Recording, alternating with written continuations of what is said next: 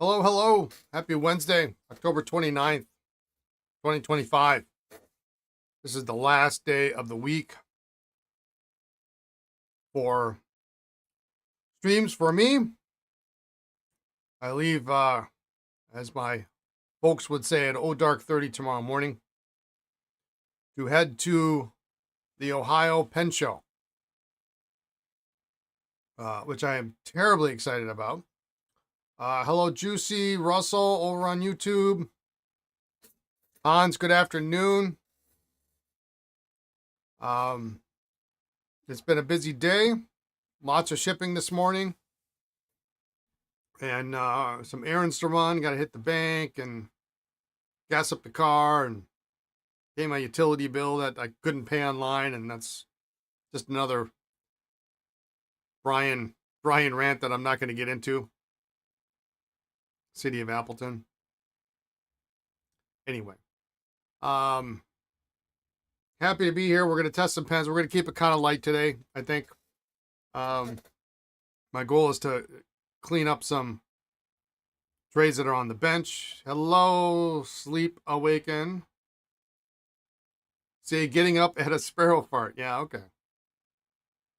So tomorrow's gonna be nuts. I'm gonna try to get to bed early tonight. I did not sleep well last night, so hopefully I will be tired and all will go well. But the car is mostly loaded up, at least from stuff here at the shop, which I'm pleased about because some of it has been sitting here for a while and I keep tripping over it every day. I'm so terribly excited to get rid of some of this stuff. So that's good. Let's see. Maybe someone will do a live stream for the pen show. I thought about it. I thought about maybe a little walk around. We'll see what happens. Probably not Thursday. I don't know. We'll see. Because I'm going to leave. I don't plan on being at the show very long on Saturday, so I guess it would have to be Thursday, wouldn't it? That would have to be tomorrow, but we'll see what happens. It's also it's work for me, but it's also a little bit of fun too, as far as I'm concerned. Oh, hang on. Yeah, Brian. Yep.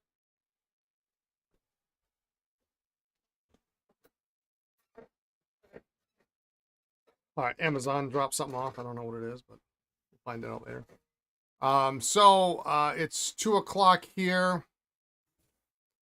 in Wisconsin. If anybody, I should have mentioned this earlier. So this is maybe too little, too late. If anybody wants me to bring anything to the show for them, or if you have an order you were thinking about making and you want me to bring something, ink, a pen, some repair supplies, some sacks, whatnot. If you are going to be there Thursday, Friday,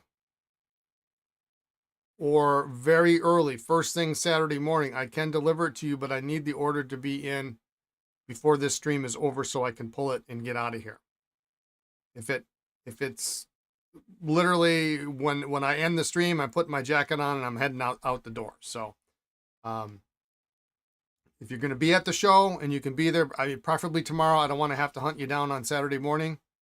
If I don't have to, because if I'm done, I'm going to leave. I'm not going to hang around the show. So, you like the pens framing your stage? Oh yeah, the little Esterbrook's there.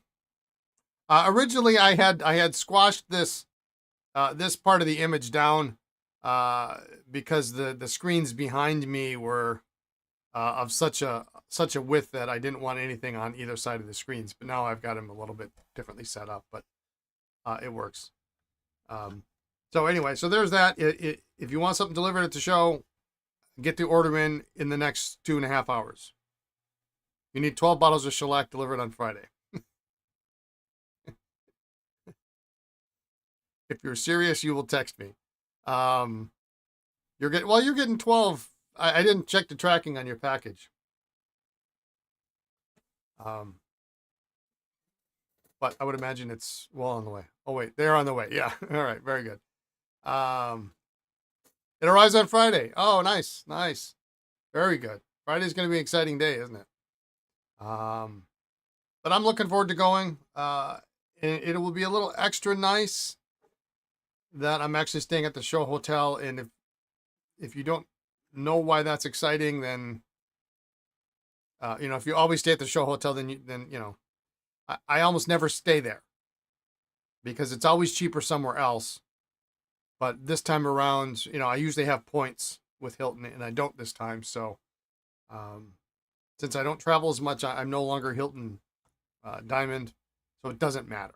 So I'm staying at the show hotel, which is great. I don't have to leave. The weather looks great. I've got binders in the car. I've got stuff I'm delivering in the car. I'm ready to go. I would go tonight, but I got a couple stops on the way. So, let's see. What else? Other business. For those that are considering it, what is Saturday is the first, I think, Saturday. The start of November. So if you want to support men's mental health, prostate cancer, testicular cancer, suicide awareness, prevention, grow a mustache for November. This is the last time you will see me without, well, I haven't shaved yet today, but I'll shave tonight. But you grow a mustache in November for all that. It's a great cause. Help raise some money and all that stuff. Good afternoon, McPenthusiast. Hello. Thanks for tuning in. We've got some pens to test today. I have decided yesterday. The camera is not straight. Let me see if I can straighten that out there. I decided after yesterday's debacle of trying to get a needle to fit this Incograph, it is not in my best interest to, and very likely I would end up buying 2 or 3 or 4 pens to try to find the part for this pen, which means I would be underwater on this repair. And quite frankly, I don't know that this pen is worth that much. So I've contacted the customer and told them that this pen is just not, unless they have the parts. I don't have the parts, and I'm not going to buy the parts to fix it. I was hoping that maybe the needle would be straight and we could just get this out, but as y'all saw yesterday, it was at a 90-degree angle and then another further 45-degree angle. So that's just not going to work. And then it broke, which doesn't really matter because it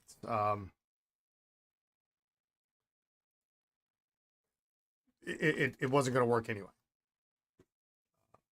So that we're going to send back. We're going to test these two. We've got a couple other pens to test. And then after that,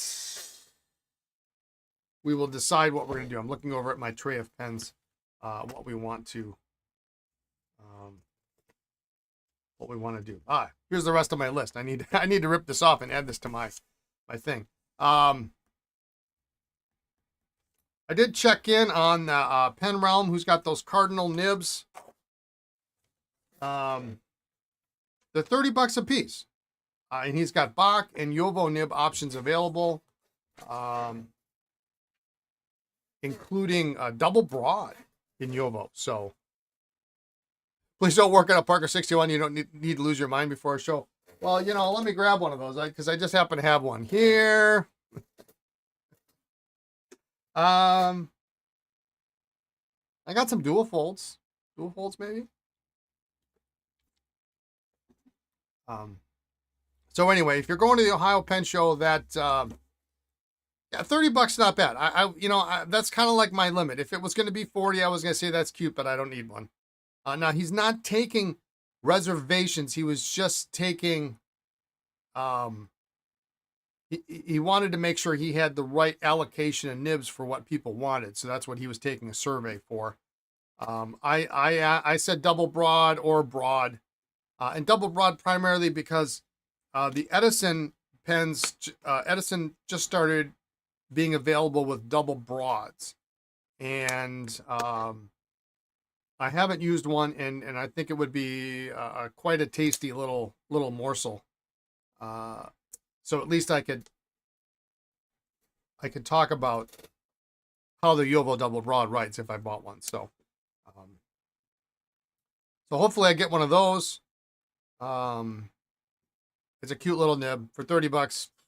I'd be silly not to. And I think it's a whole unit too. So I mean that's really a good price. Um, what else? What else? I don't know. Have we checked? Has anybody checked? Is there an auction list on the website?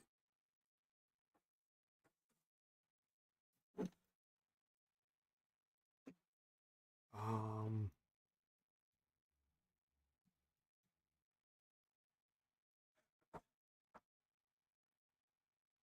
I haven't even looked.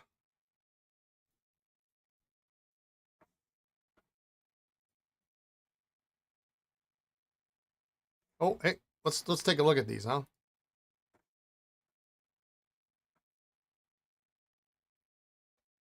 Last time it was posted 3 hours before the auction started. Let's see here.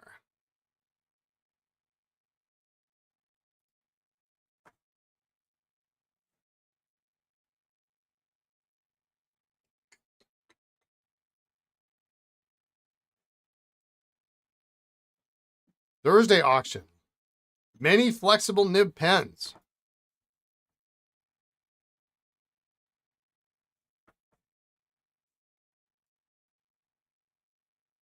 Let's see. So how many pieces does it say? 7 pages to the list. Oh, I'm just going to flip through this. I want to see how many numbers first.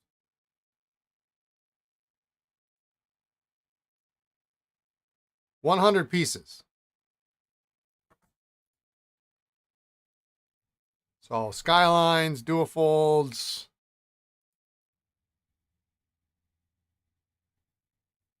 Mandarin set looks like it's got hairlines. Big Doric. No, don't do that. I hate it when it does it.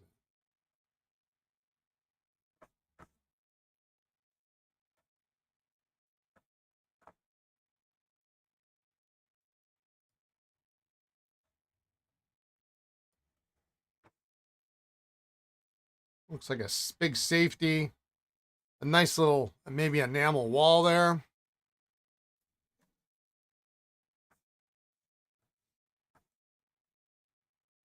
Big gold bond. Striped Duofolds. Nothing terribly exciting thus far. Well, there's a gold, looks like a gold-filled snorkel or touchdown.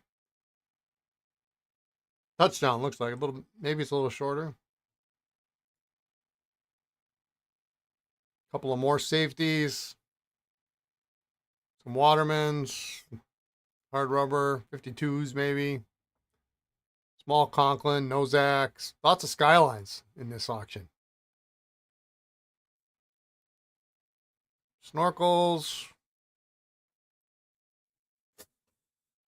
Striped Moire. Skylines. Nice. Right now, I'm not seeing anything I have to have. That's cute. This little, maybe a 12 and a half or something. There's a nice little Waterman 0552.5V maybe.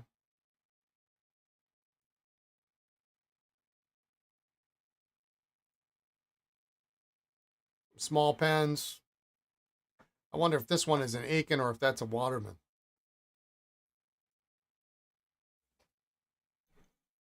Ooh, look at this. Number 83. What is that in the catalog?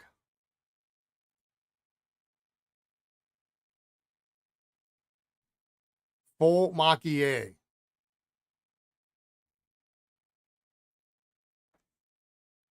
Okay. Boy, a lot of skylines, huh? Did I get around to the beginning? No, we're still at the... Oh, hey, now here we go. Here we go. These look like maybe some third tier. 91, is it 97, 8, 9? Gotta look these up here. A Saul's floral filigree half overlay. Pregnant pearl slab. Unmarked with concha nib. Hairline and cap. And a sterling floral filigree. Flexible Aiken Lambert nib. Missing clip and one flower is missing a petal. Well, yeah. That's too bad. Okay, so that's Thursday. Let's see if they got...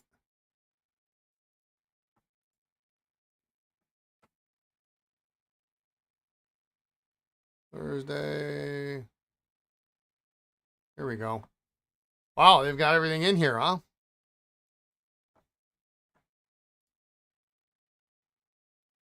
Striped Duofolds. Vacuumatics. They took pictures from all sides. Holy moly. 61s. Big 51 with the... This is nuts. When's the last time they did something like this? Never.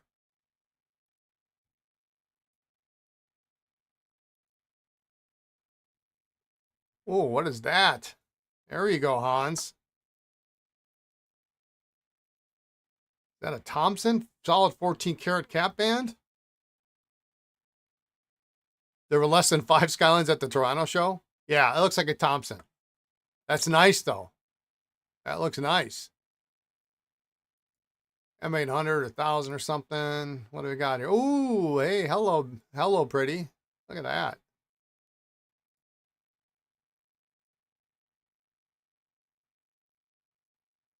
German piston filler, probably. Vacuumatics, Duofolds, lots of Duofolds. Yeah, what is this? That's different. Italian. Somebody getting rid of a Skyline collection this year, it looks like, huh?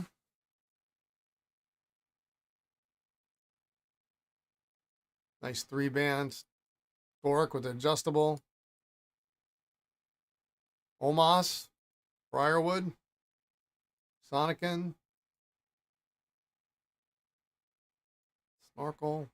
I can't believe they took pictures from all angles. Yellowstone.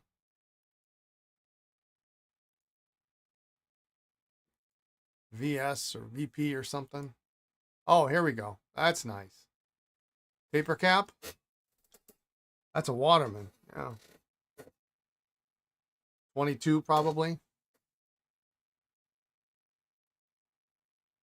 Stainless Lamy. There we go. There's a nice... I'm guessing that's black, but it sure looks navy blue.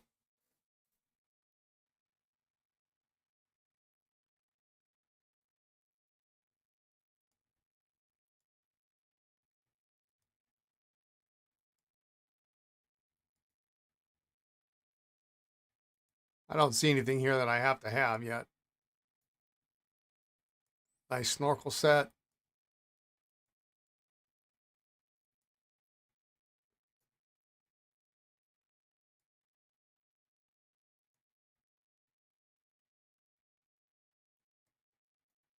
Nice back. Did we come full circle here yet? No, I guess not. These are Shadow Wave.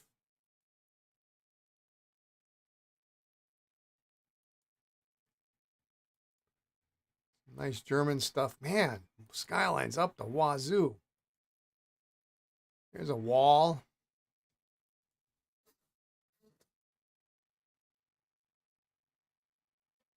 Ooh. A nice lapis.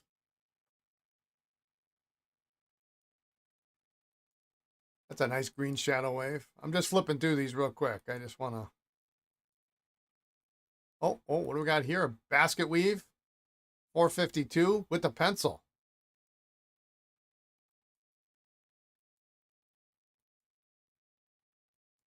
Hard rubber wall. Oh, that's pretty. What is that? Arm& Hammer soda.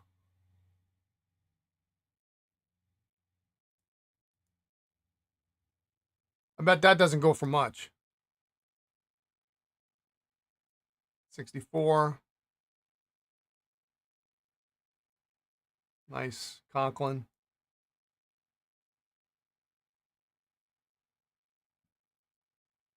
Plum 51. Okay, so there's some. That's nice. That's nice. If that's a. Actually, let's look at that again. Probably a no name. I don't see the typical Waterman mark. CP.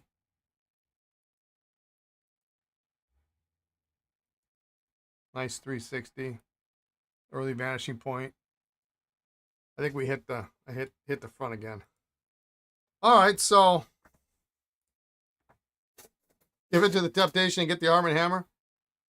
The problem is it's going to be Saturday night. I'm not going to be there.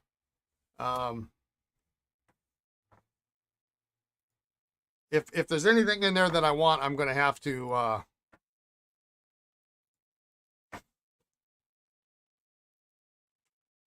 get somebody to bid for me. But we'll see. We'll see what happens. Usually I get something on the Thursday night auction.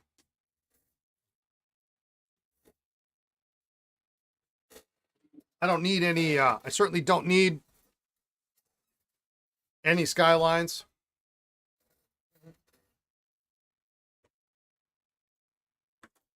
All right.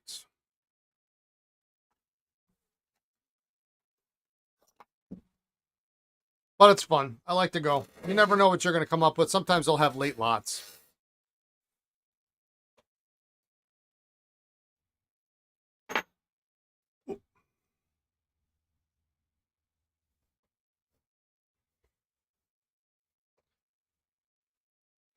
Yeah, I mean, that's a first. I mean, I don't know how long it's been up. I haven't even bothered to check. So, but that's a whole list. That's a whole shooting match. Those are the best images I've seen in forever. I mean, they're not terrific images, but at least they give you an idea.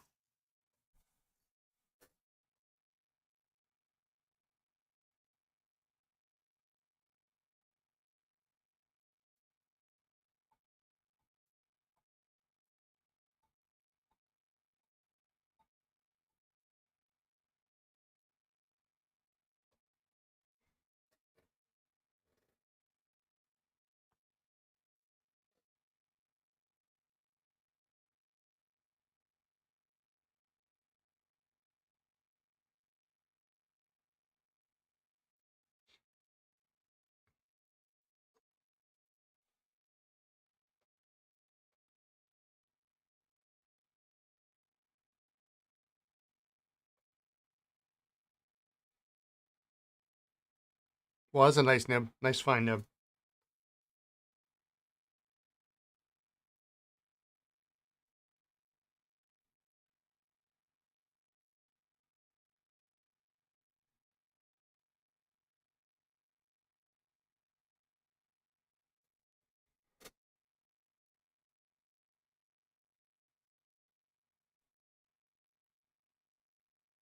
I always worry when there's a large number of the same type of pen. You got a lot of striped Duofolds. You got a lot of skylines. Um, and the first 5 or 10 are going to see good prices, and then the last 5 or 10 are going to be like they're going to underperform because the guy that bought all of the first 5 or 10 or 15 is spent out. Not always, but you run that risk. It'd be like if you had a auction of all high-end Esterbrook stuff. I mean, there are going to be what, 4 people at the show that maybe are interested in that kind of stuff. And they're going to spend their money on the first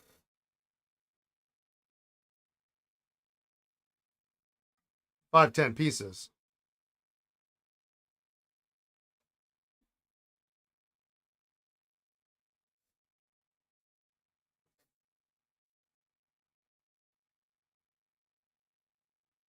And you get to the end and it's like, well,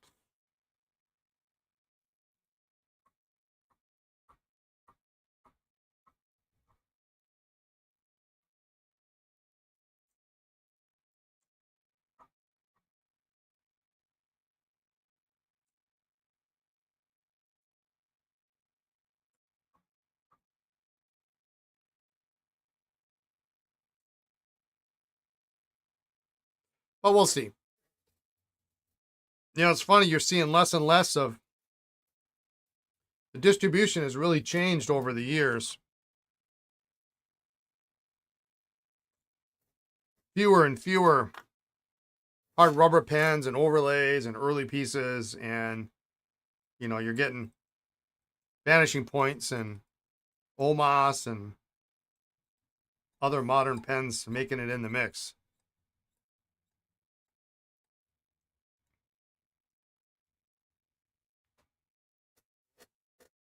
And I guess that's the natural evolution of things.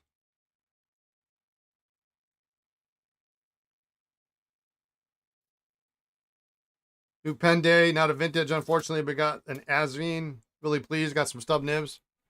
You put an Anderson stub in one of your custom made pens today, huh? Nice.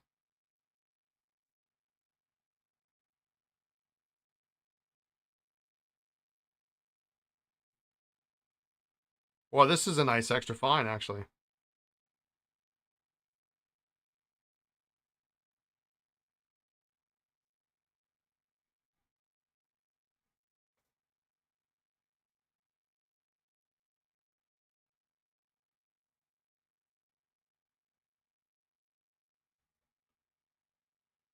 Very nice.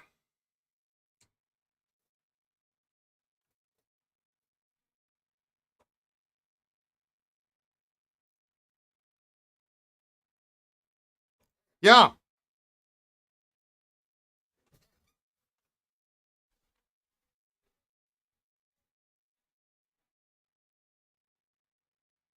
Oh, okay. Yeah, that'll be okay. Yeah. Okay. Well, we're gonna get interrupted again. Sorry about that. Um, the electrician was supposed to come over Friday, but apparently he's coming over today. And there was a light directly above my bench, so um, we may have to sign off early, unfortunately. So, um,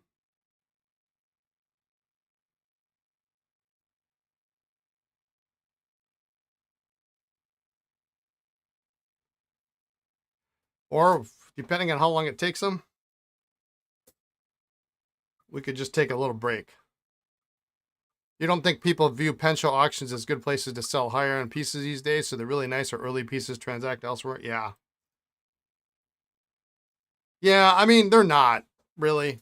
Um, I've sold some of my pieces at pen show auctions. I mean, and you take a hit. You really do.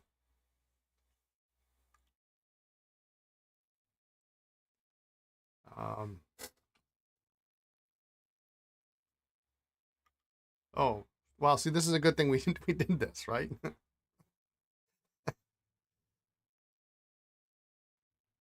Chicago auction used to be the place to sell high end stuff. Yeah, yeah. Boy, if I had $1 for every pen I lost at that auction that I had to have, there's a couple that still stick in my craw that I lost, but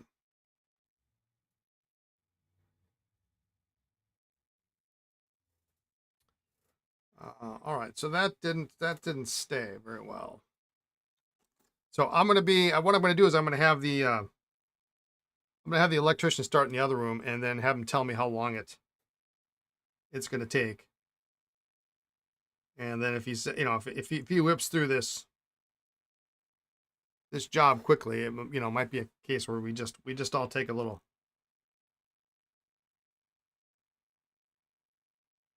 5 or 10 minute break and then come back later. But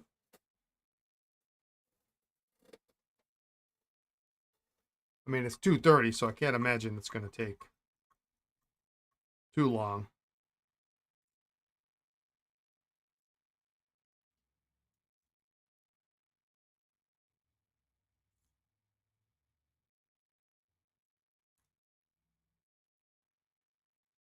So what I'll do is I'm going to put a little dab of shellac around that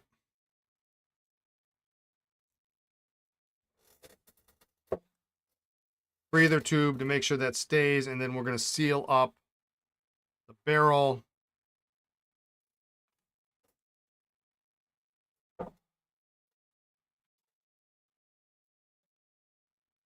Maybe the electrician wants to learn pen repair. Maybe the electrician has Grandpa's pens in his desk drawer and wants to decide he's going to give them to me for the inconvenience of not having lights here.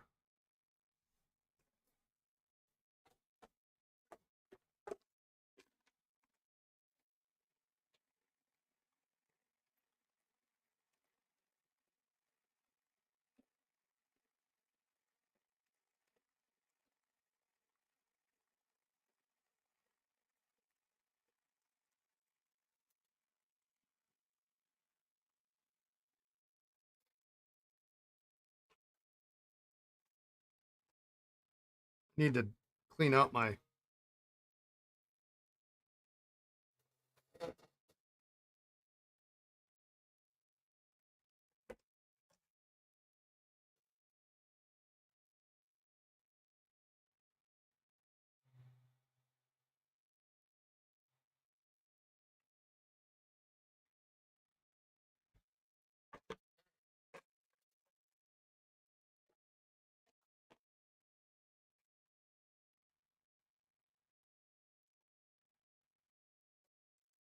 try that again.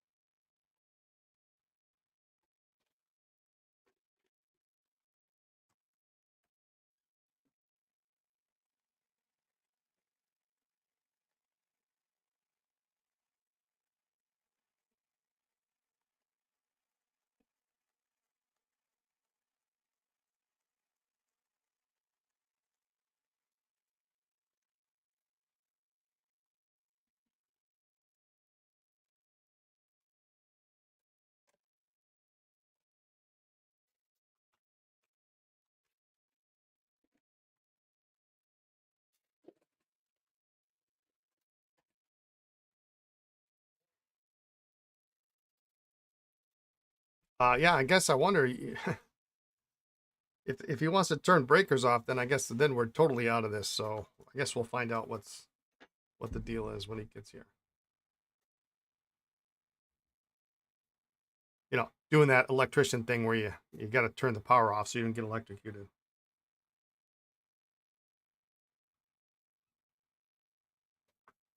Doing it the right way.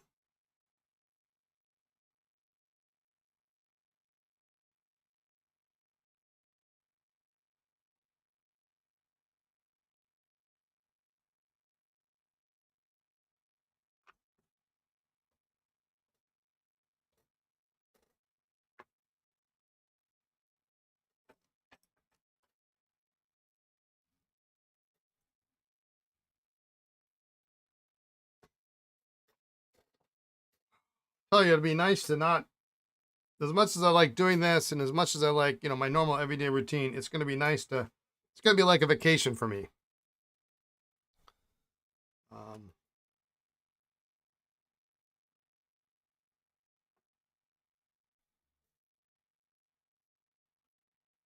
and I need a couple days off the bike too, because I'm getting to that kind of overtraining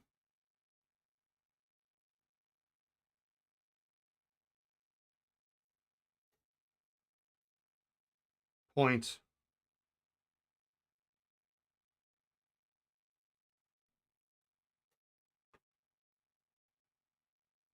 Taking the vet? No, I was going to. The weather was looking great for it. And then as we were getting the VW fixed, we're getting a new timing belt on it last week.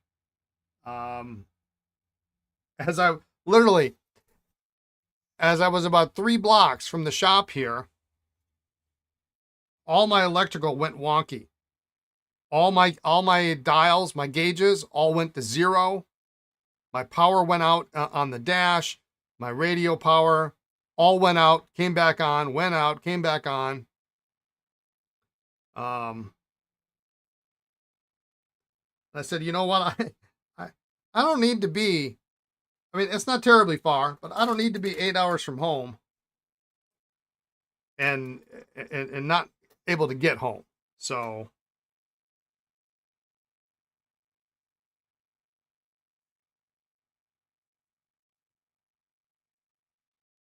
I'm taking the car. Lisa's coming in ridiculously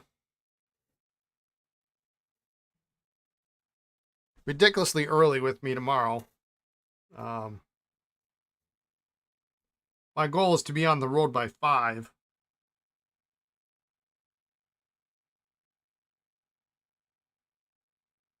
Which means I probably need to leave the house about 22:05 to get here and then get back on the highway.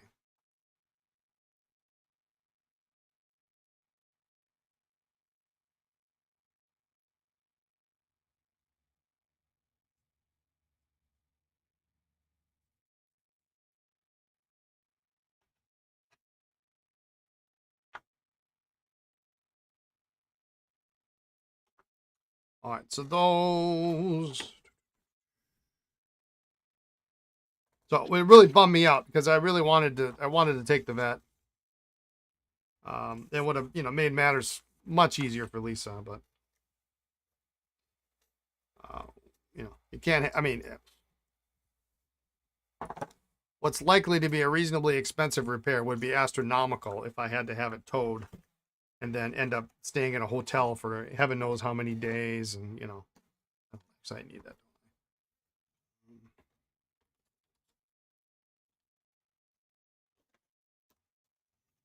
And it was a real bummer too because I have this problem with my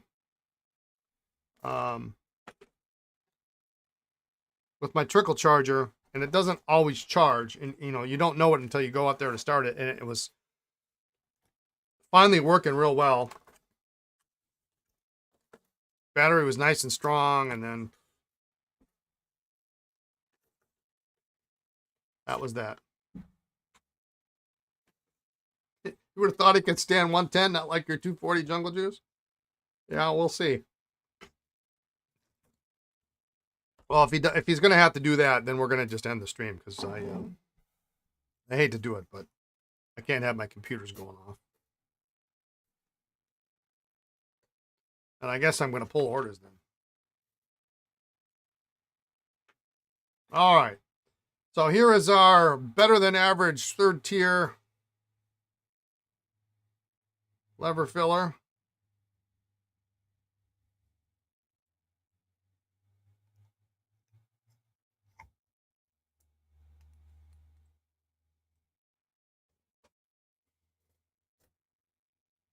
When you were young, you were camping way up north in the car failed. Took a week for the local garage to get the replacement part.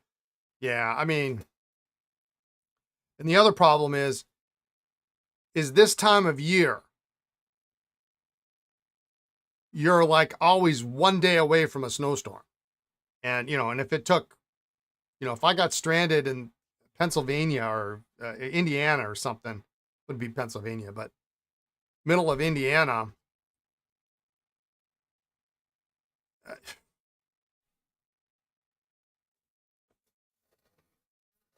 even if they fixed it, I couldn't get home if it snowed. It'd be the most harrowing trip ever.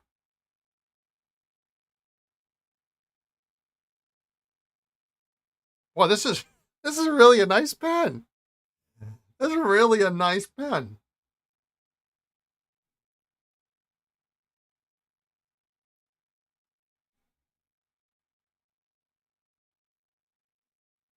It's got some spring to it.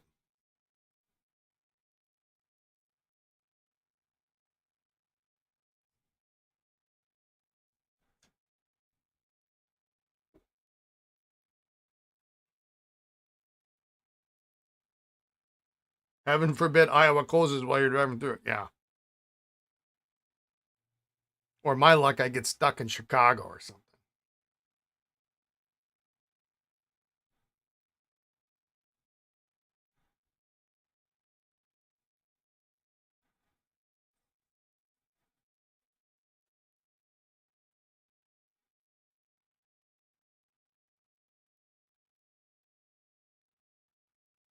All right.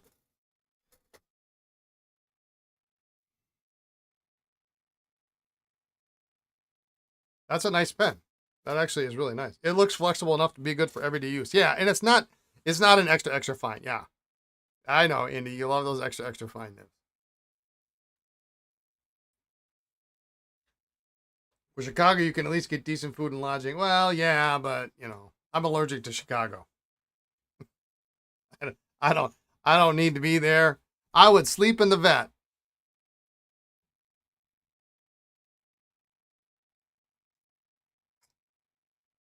than give another penny of my life to Chicago.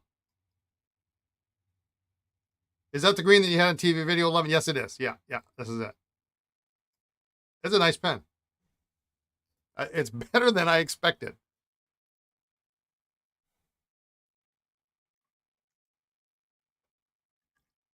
It feels great.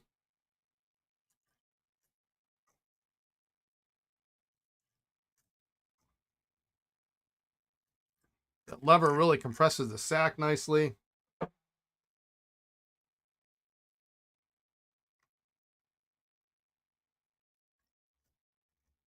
Is Chicago a bit rough? No, I just,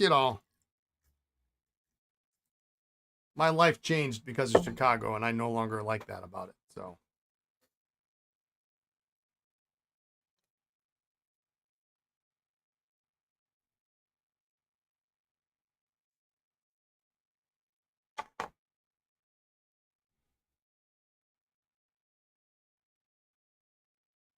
Chicago itself sucks. Yeah. There are people in Chicago that suck.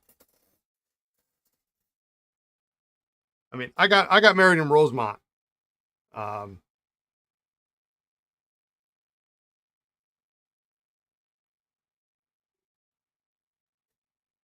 that's where Lisa and I got married. So I do like Rosemont, but and I don't mind the Chicago Pen Show, but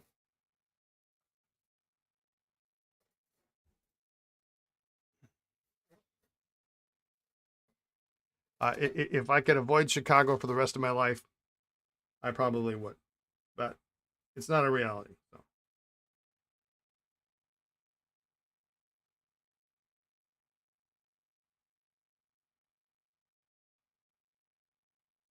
without a J bar, you receive. These are my pens.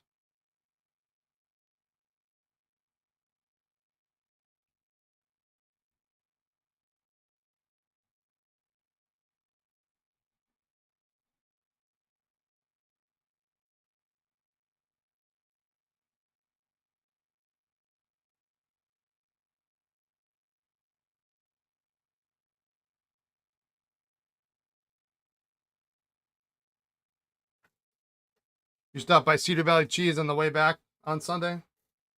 You stock up. I don't. I've never been there.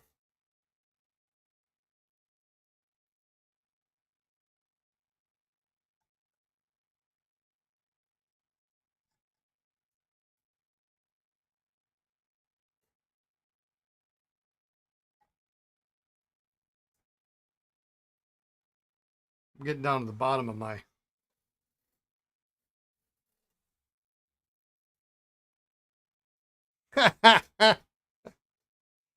Oh. Speaking of Chicago, you went through half of the pen magazines with your father. Lots of duplicates. Yeah, yeah, I know, right? Well, that's why originally we were gonna you were gonna give them away at the Raleigh show. Imagine my surprise as I'm going through them and like, oh, this one again, this one, this one, this one, this one. I mean, you know,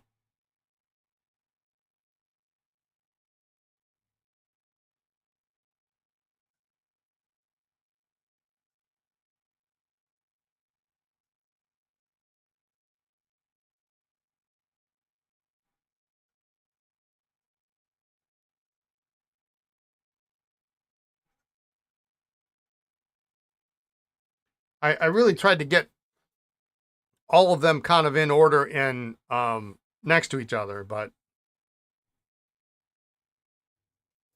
hang on, I'll be right back. Yeah.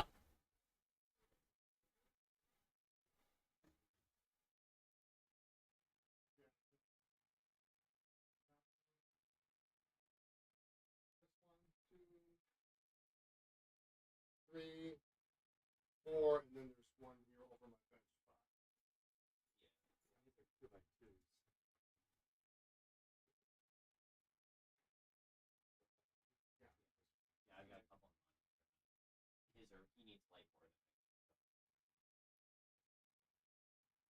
Okay.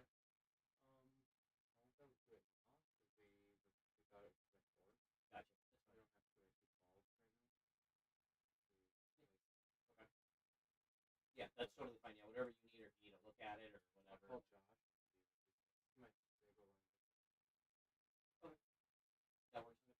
All right, sounds good. All right, thank you. Sorry about that. We may or may not. We may not have. They may not be doing it today, so that's good. You're gonna give most away. You need to make up a list of which pen rolls you need. That's the next step. You did a good job, Oregon. Yeah, I tried. You know, and I originally I started to make a spreadsheet of like the Pen Fanciers magazines, and I had to stop because it was so much work and I had so little room. I like if I'd had a big table, or if I could have done it here at the shop and laid them out on the counter in piles by year, I couldn't do it. Um, I'm forever grateful that you wanted to take those because I don't know what I'd done with them otherwise. I would have kept them, but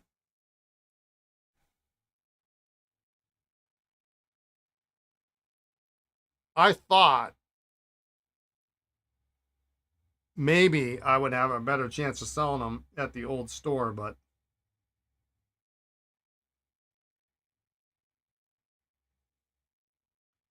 we sold like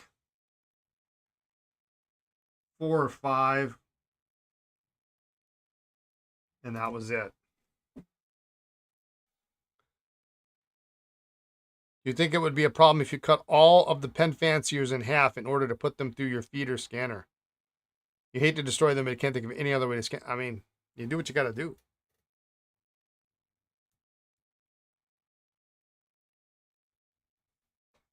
I don't care what you do with them.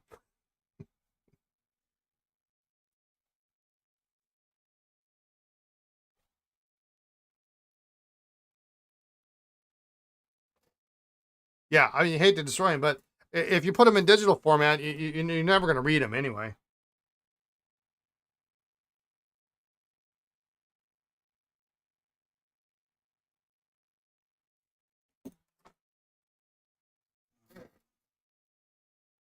The nib's a little wonky. That's to be expected.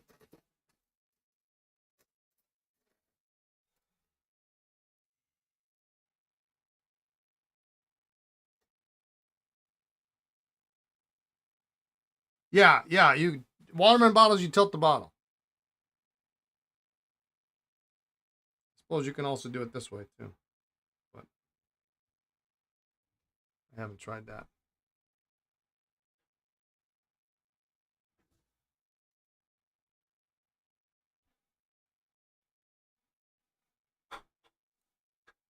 Hey, checking out the light quick. Okay.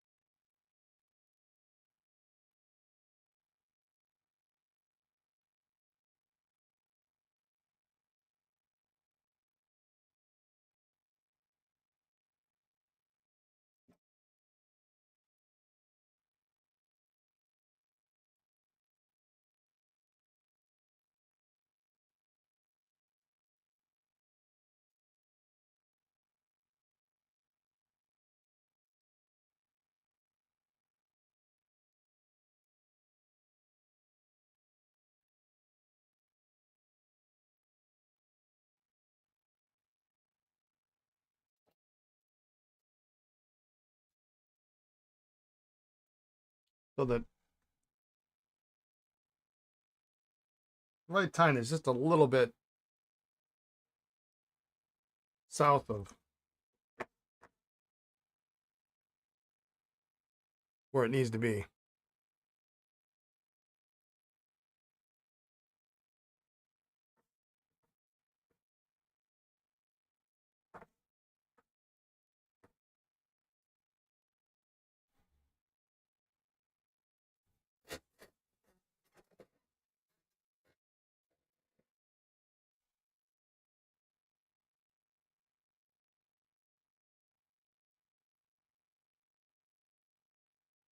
And so it's just ever so slightly catching. I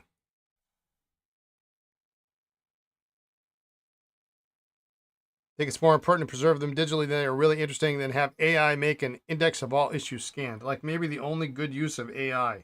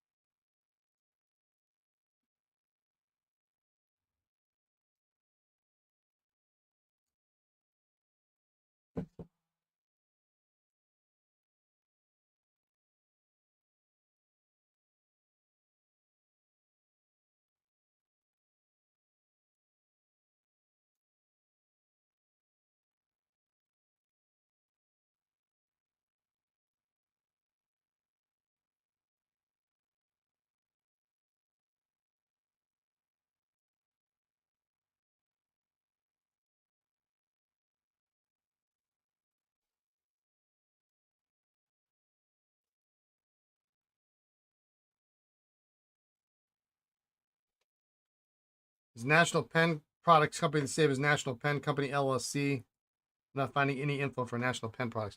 National Pen Products Company was a company in the 1920s. They made a number of brands of pens, including Lincoln. What are the other ones? Diamond Metal, I think, was on their list. There's a bunch of them. They were made in Chicago, and they all have a number of distinct features about them. So it's not the same as National Pen, whatever that company is.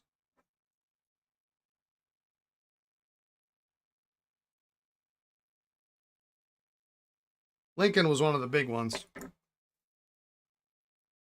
It's probably for the best we don't start an AI related debate here. Yeah, probably.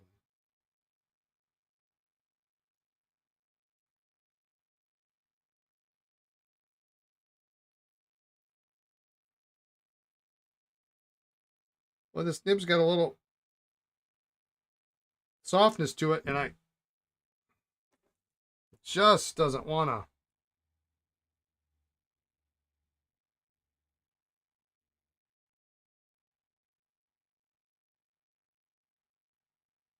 to bend.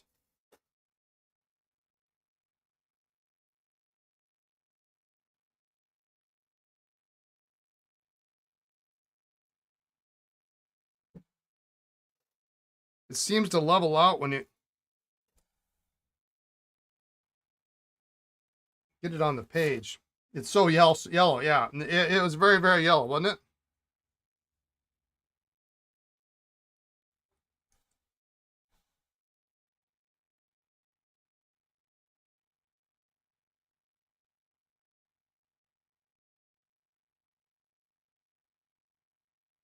I just can't believe how difficult this is to.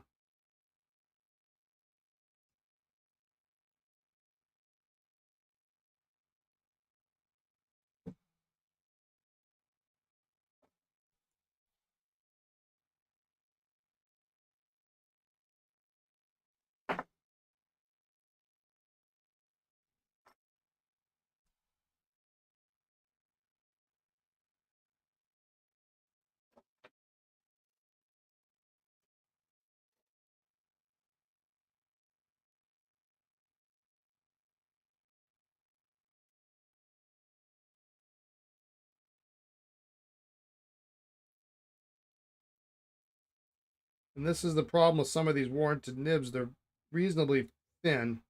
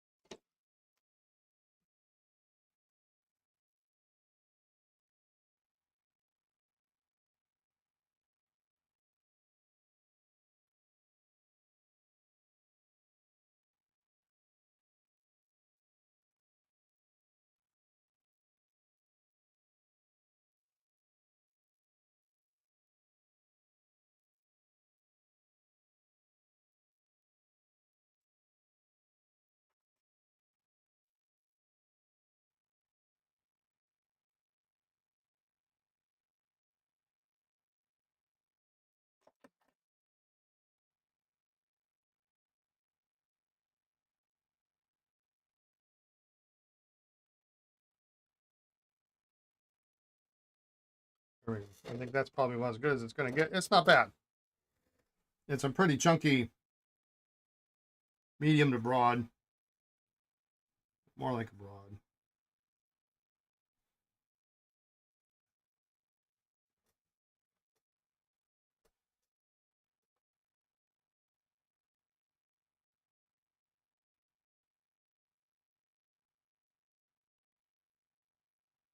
This is one of those materials you don't want to get your hands inky and get ink over it, because this is what's going to happen.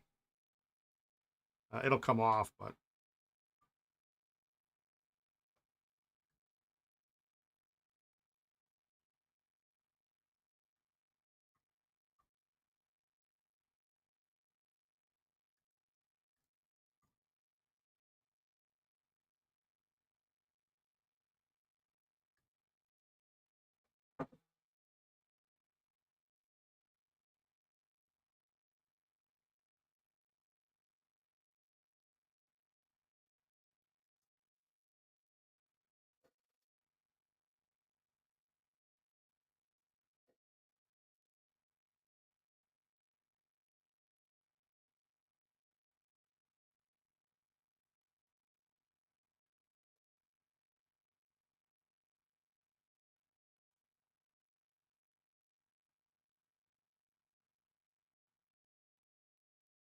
well, after I wash my hands, we'll proceed on with that one.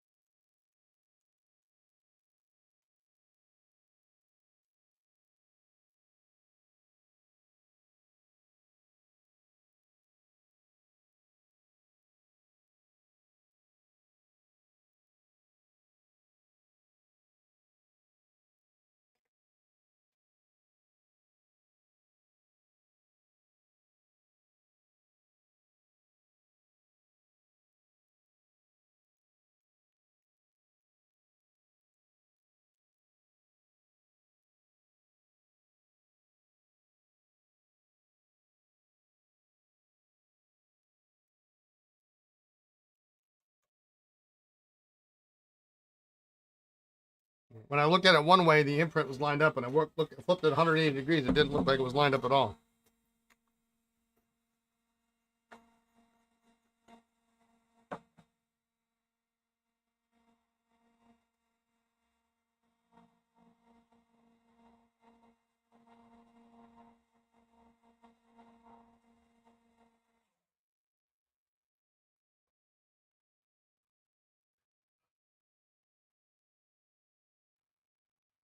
So this pen has a matching pencil.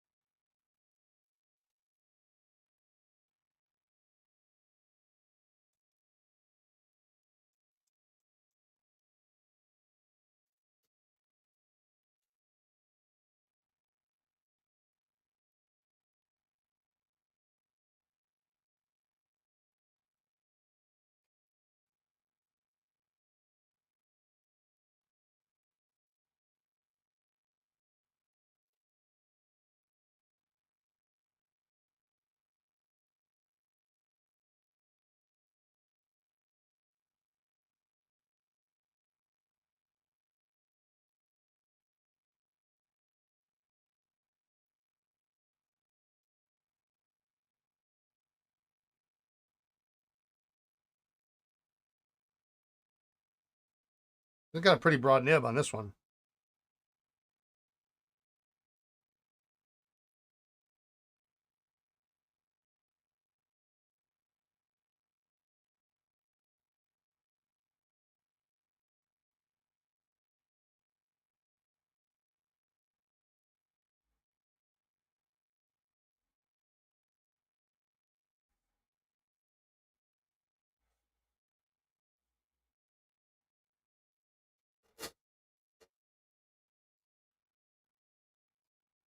It could have been a lot of extra ink in the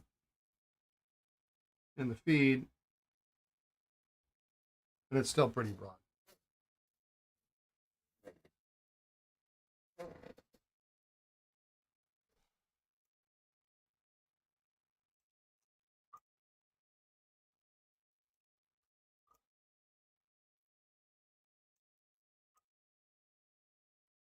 And this is really a one push operation on this pen.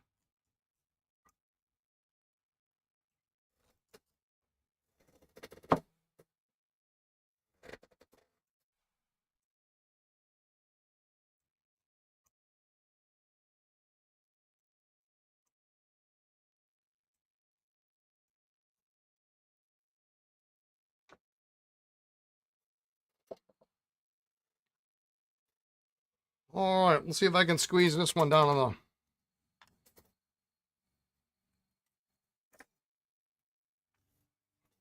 bottom line here.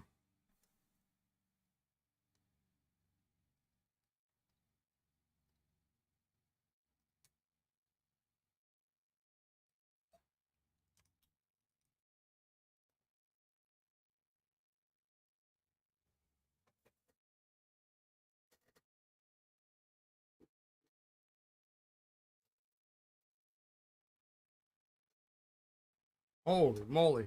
Other end of the spectrum. Indy, this one's for you.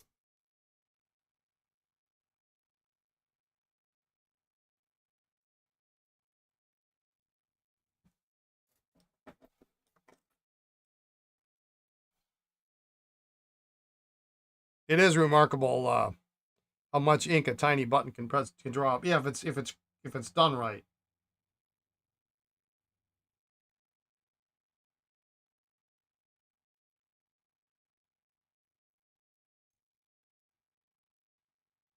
Any cautions working on a Waterman 52.5V? Yeah, don't lift the lever until you're absolutely until you've got it open and the old sack is out.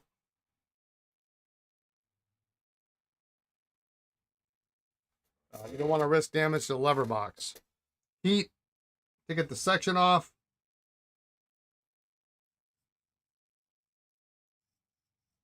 It should be fairly easy.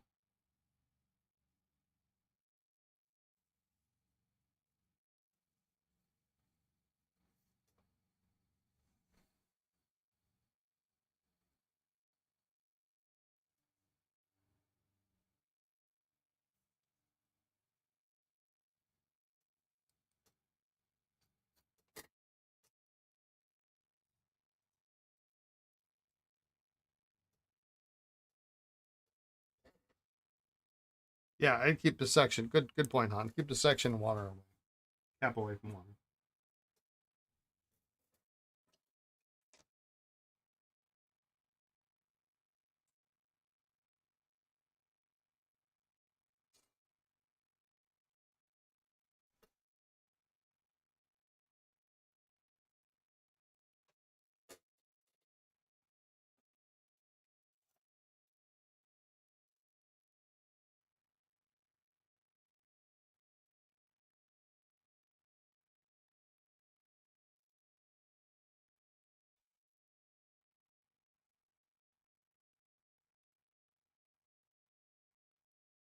Someone lifted the lever box before you got it. If double check where the pivot point is.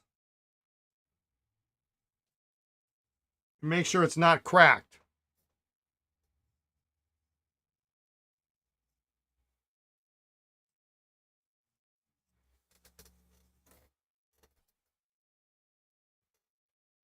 I cannot stress that enough.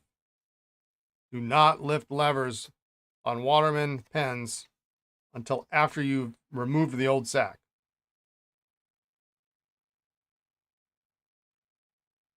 Yeah, if you must knock out the nib, heat the section before you reinsert the nib and feed. Also flush some water through it with the bulb syringe before knocking it out to be sure it isn't ink lock. Yeah, and take your Q-tips and clean out that inside of that section. It'll make it easier to put the nib and feed back in.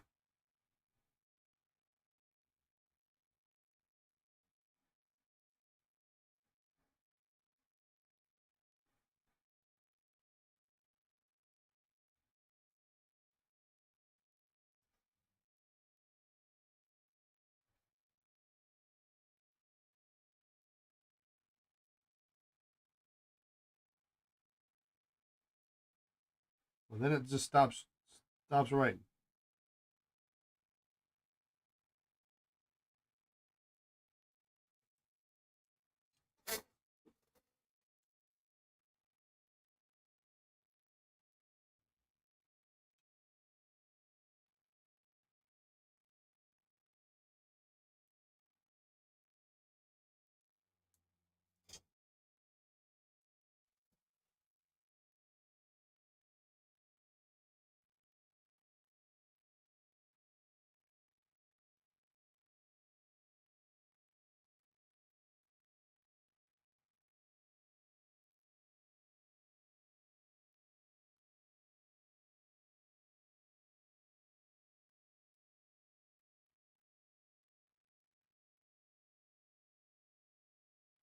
Yeah, the nib was very tight. It was so tight. I mean, it literally ran out of ink.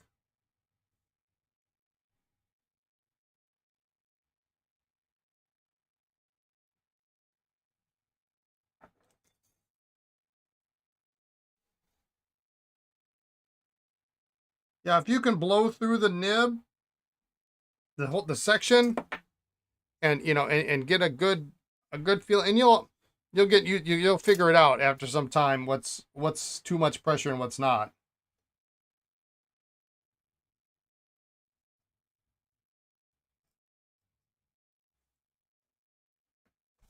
Then unless you're having problems filling the pen or anything like that,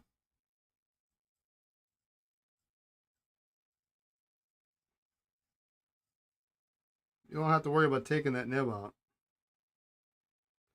I know some repair guys do it under the guise of complete restoration, but there we go. That's nice.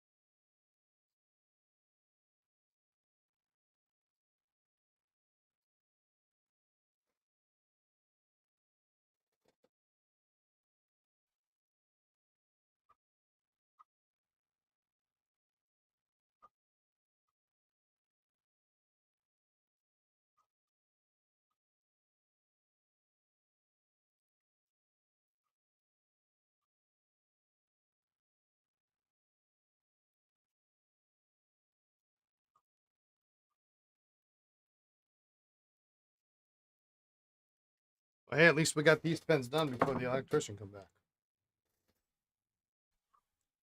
I'm kind of hoping he doesn't come today and then just comes on tomorrow, and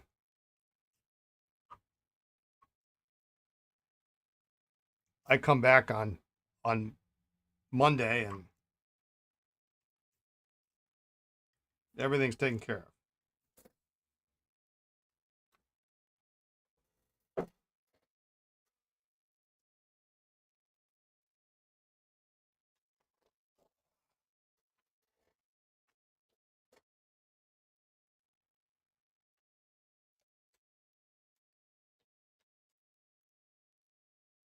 You're welcome, Glenn.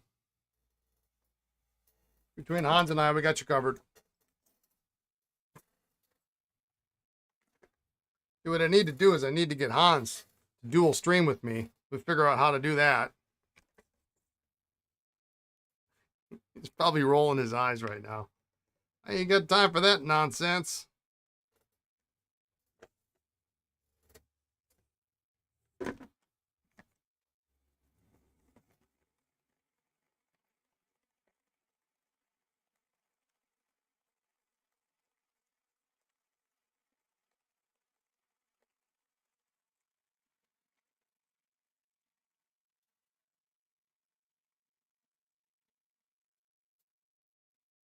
Might be fun to come to Appleton to join for a stream. Yeah, we can widen this up. We can get a couple. Is this thing even going to fit in here? Oh, it does a little bit. We can figure that out.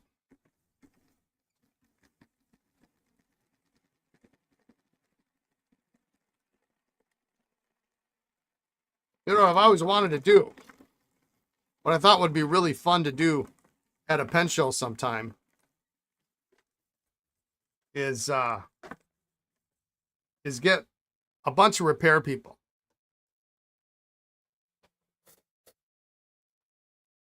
3, 4, 5 guys that are pretty good, they're pretty good at their trade, right? And give them all a snorkel or a touchdown, and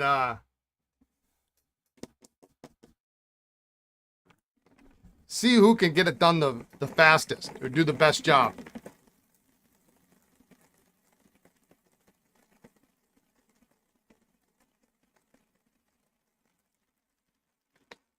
So we could do that. You could come.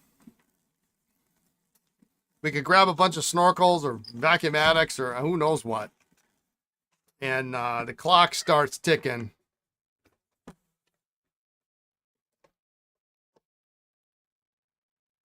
And we start repairing the pens.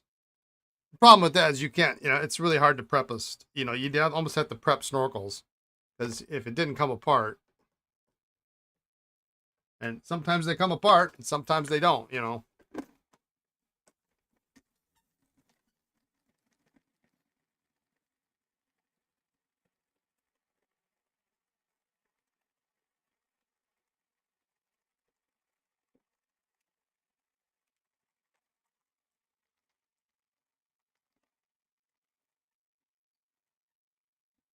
You get a snorkel desk pen in Toronto? Cool. You have to bring your own tools and someone will get a really bad one. Yeah. Yeah, right. Everybody brings their own tools. Um,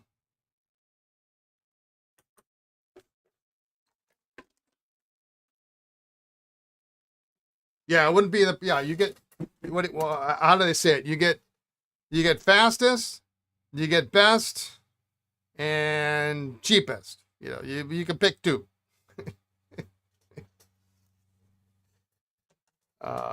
Beyond that, you're out of luck. Yeah, you need a nice desk space for that. That's what I had to do is I had to look for. Maybe I need to end the stream early and see what desk spaces I need. I've got a couple of. What is it? I got a gold fill. Is it a touchdown? What the hell is it? I got a gold fill something. Touchdown. And I have the trumpet for, but I need a bass. What would a gold fill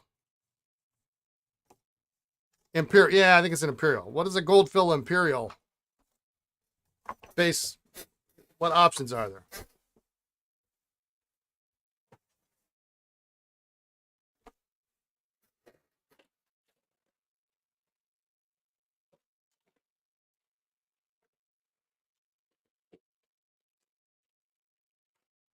I need one for that guy because that's just too cool.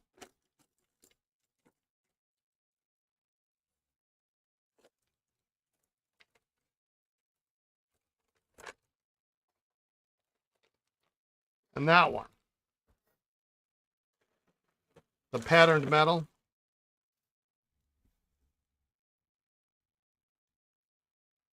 Oh, this is an Imperial, isn't it?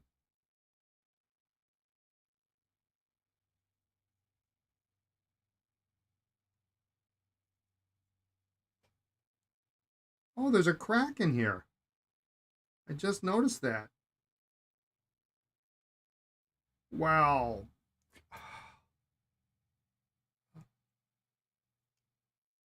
That doesn't make my day.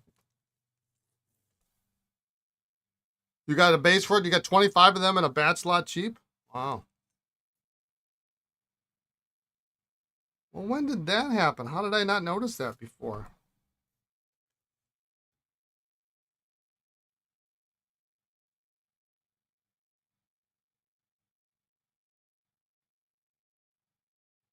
Well, that sucks.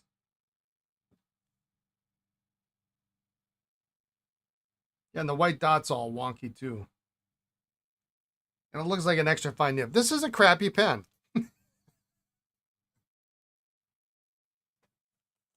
This, though, is nice. But it's a vac fill.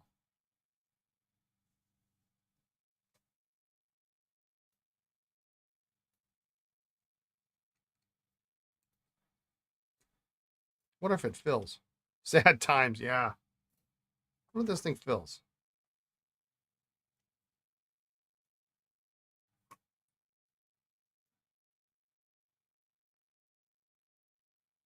You wonder if it can be fixed? Yeah, I mean,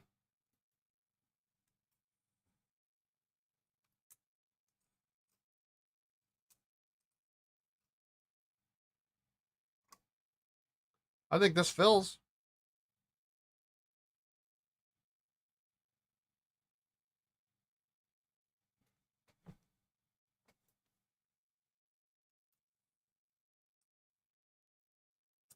Yeah.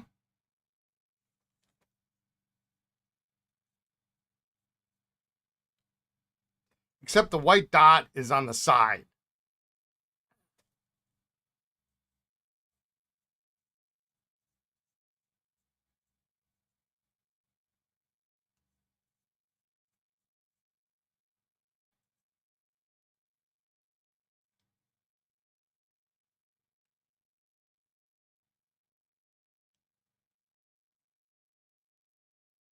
Are there multiple thread? Yeah, yeah, yeah.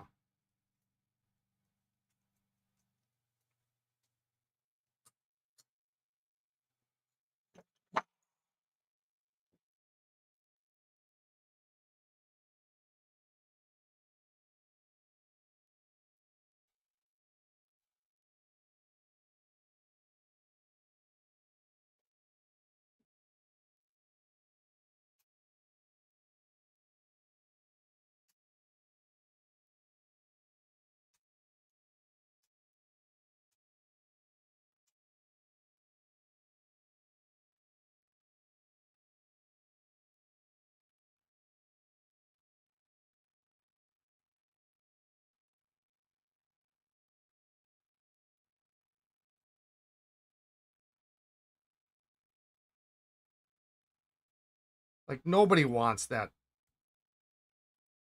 to line up there.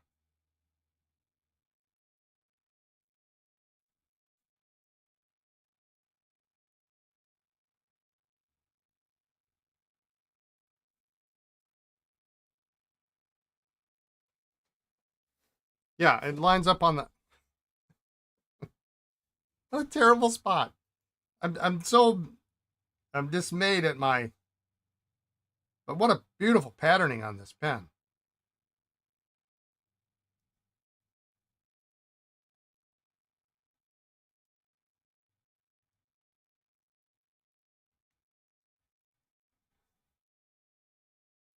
I want it there.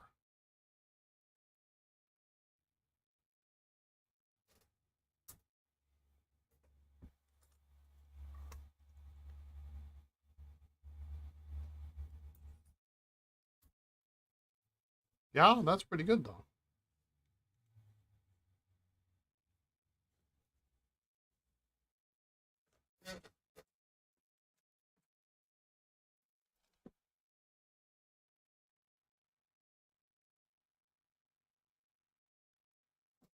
Oh well.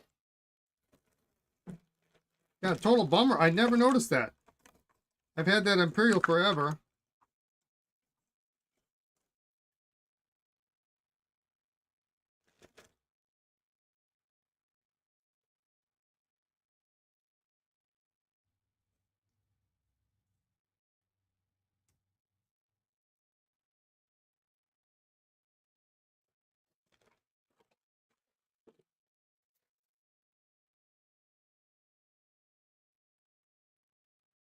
You could drill out the white dot, fill it with liquid cellulite, and then put a new dot in the perfect place. 10 or 12 hours of work and you're good. You're the most expensive desk pen ever. Yeah, I know, right? Oh, oh, thank you. Well, as it stands, I don't really have a place to put it.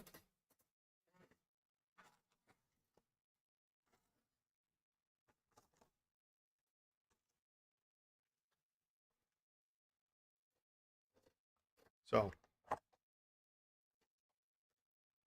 you wonder how hard the overlay is to remove on the Imperial? The crack does make me sad because that's a really super cool pen. I don't know that that trumpet is the correct trumpet for it, but I like the gold fill on gold fill. That's pretty sweet looking.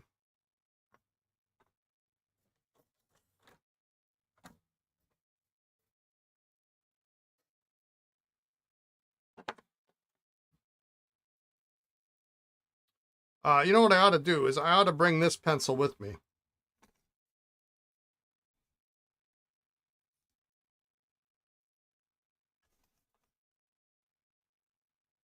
You're sure it is? Okay. And I'm going to bring this with me and see if Jonathan's got a mechanism for it or can give me a little help. You've exited getting new ink for work Friday. Ordered a while ago with your 2026 Hobonichi. Still deciding whether pen I want with the 45 recommendation you gave me. Oh, okay.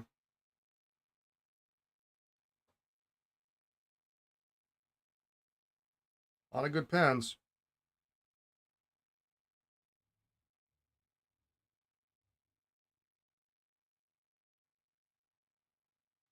There should be like next week. I'm hoping next week. Um,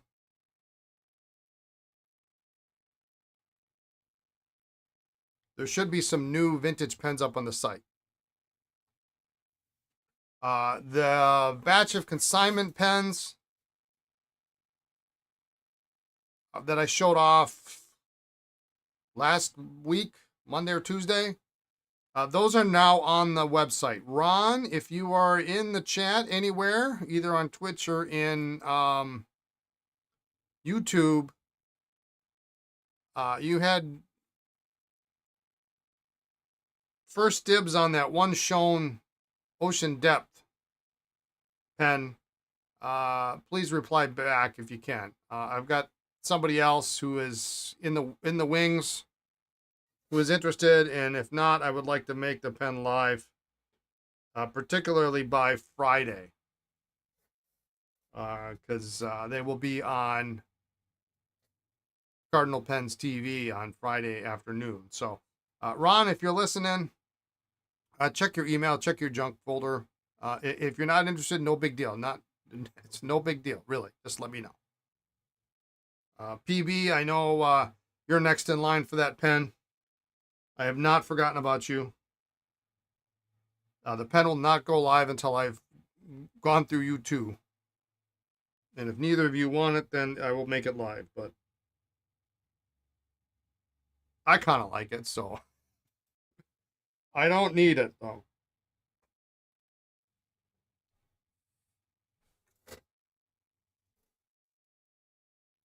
Need and want, though, as they say, are two different things.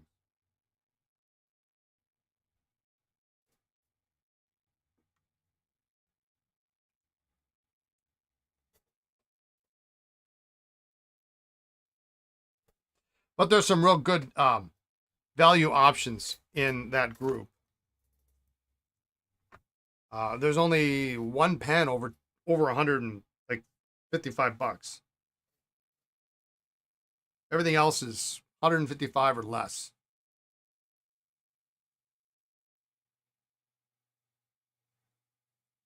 So if you remember those pens, there's the two Shones, two Gravitas, including an Ultim, a Mayfair, a Maverick, Leather and Lathe, a Pelican M405, Tasha, a Franklin Christoph 03 Interim.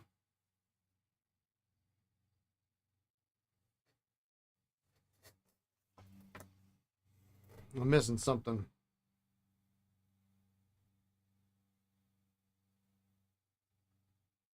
Yeah. I mean, they're modern pens. Most of them, and I noticed this today. Most of them are clipless.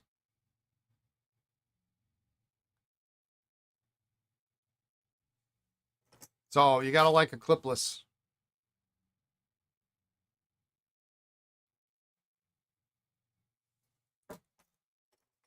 Clipless pen, but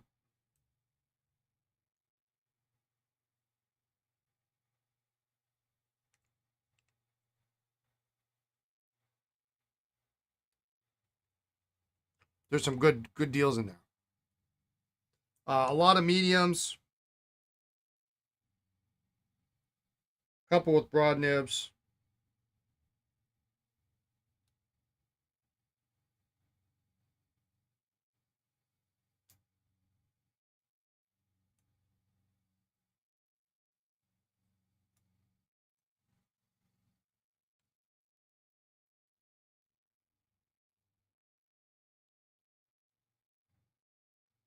I've got under writing instruments, I've got a consignment pen category now. So you can just go to writing instruments, and then select consignment pens, and you can see all of them there. They'll show up. They should show up right at the top as newest.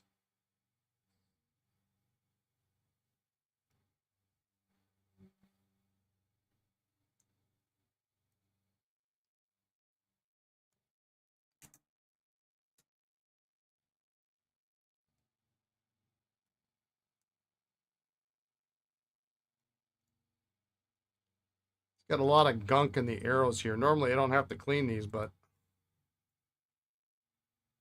this little piece of brass shim actually works really, really well for that.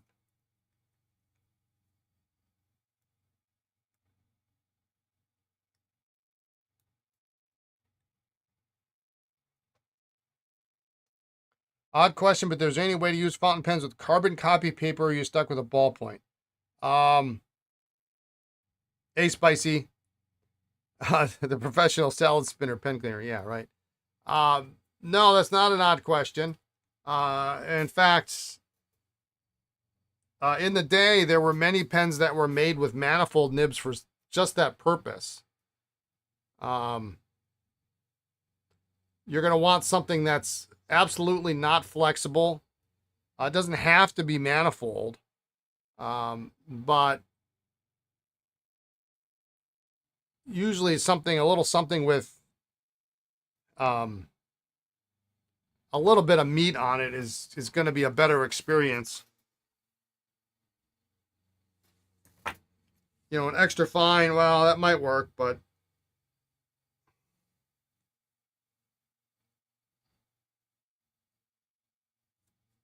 you know, a medium or a fine is going to be a really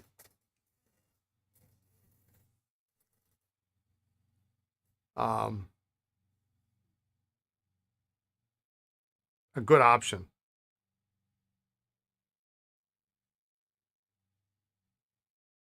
Yeah, Rotring 600 with a steel nib probably work a 10-part forms or a 100-part. Yeah. Oh, I had one. I miss it. I had a double broad nib on my Rotring 600.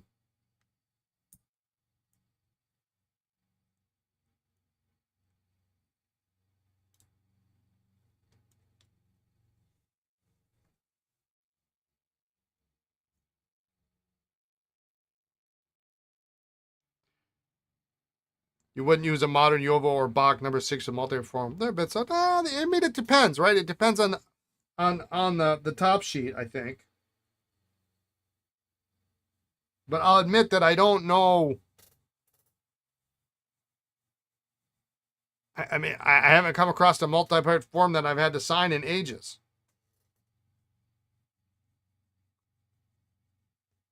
Old Esterbrook nibs. Yeah, I mean, Esterbrook made some manifolds, your 9460s, your 9450s. Sailor hard nib. Yeah, pretty much any Sailor. Yeah, nib is hard these days, but yeah.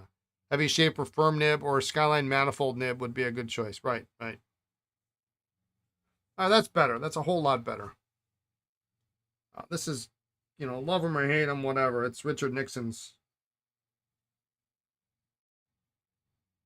signature pen, so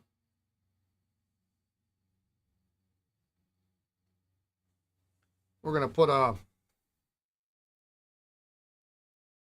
rollerball refill in here and call it a day. This is, you know, what you would refer to as a cross. There's some shellac on here or something.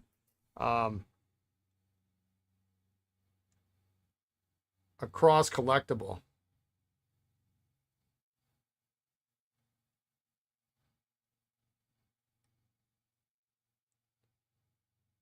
Political collectors and pen collectors.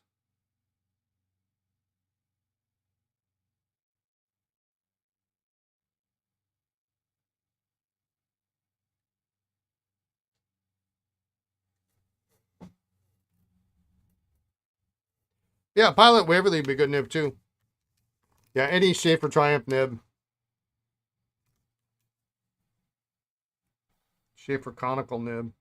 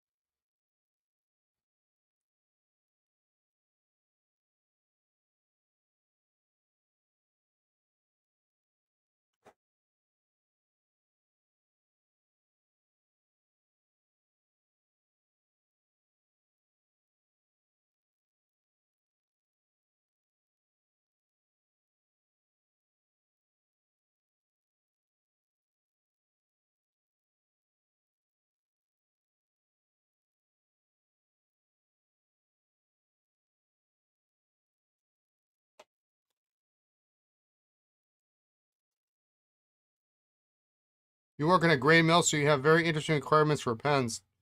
Durable with the large ink capacity, you work around heavy machinery and dust all day.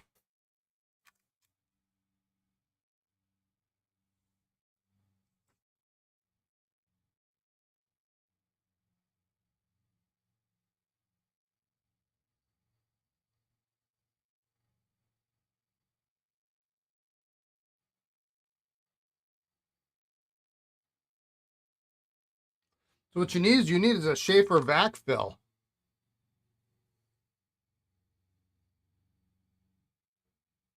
The big fat conical stiff nib. Hold a bunch of ink.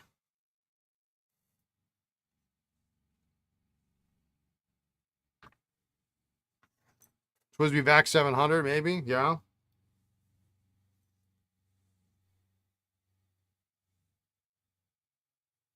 Except I wouldn't want to drop it. That's the problem. Um, if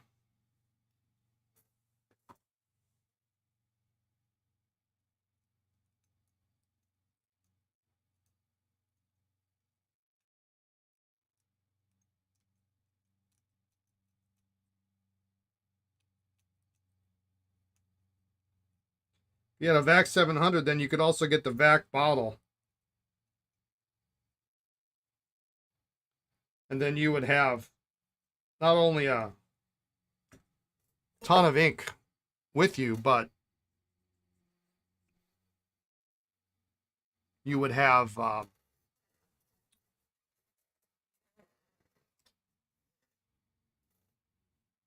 you would be able to fill it completely full. You have it's 580 and you're terrified of taking it out of your office. Yeah.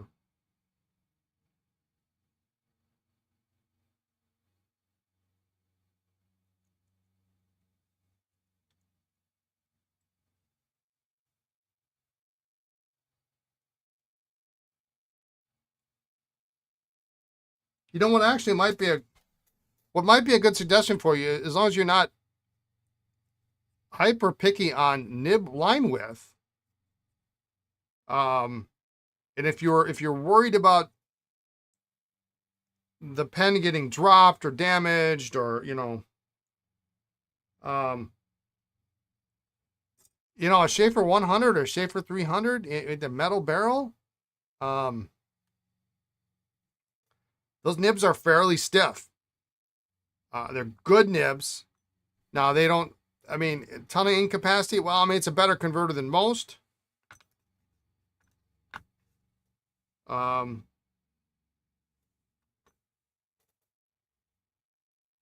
our Schaefer 300. It's a little bit chunkier.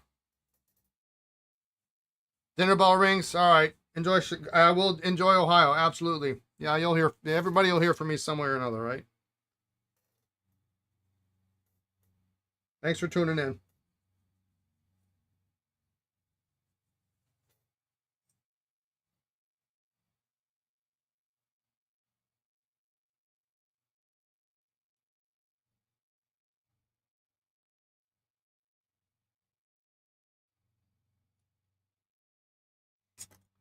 Now, if your only options are ballpoints, there are plenty of cool ballpoints.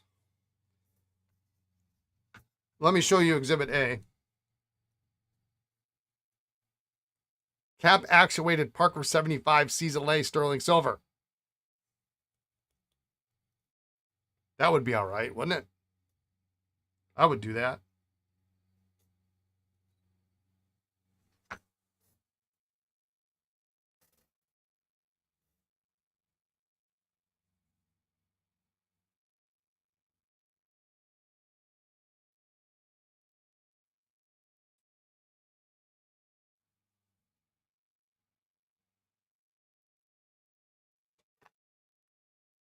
I am going to wipe this one down a little bit.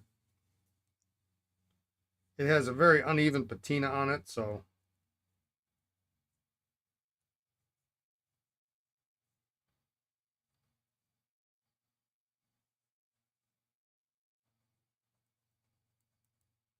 actually it looks like there's polish in the grooves.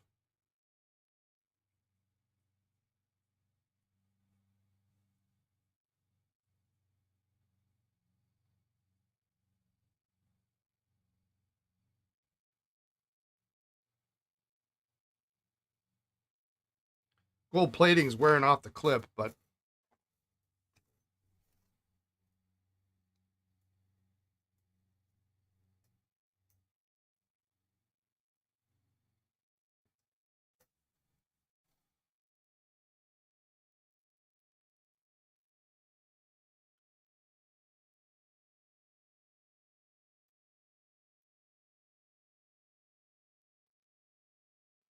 somebody went at this with polish.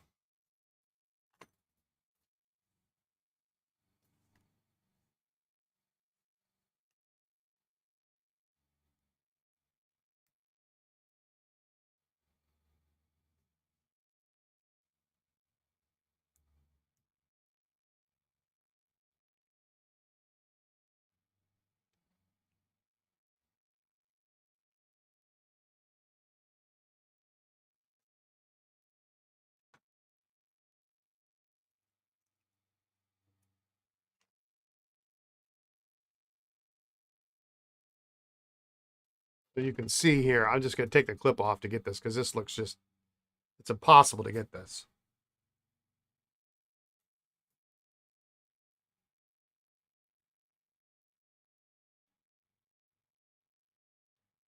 It'll just look better. And then we can clean up the whole shooting match.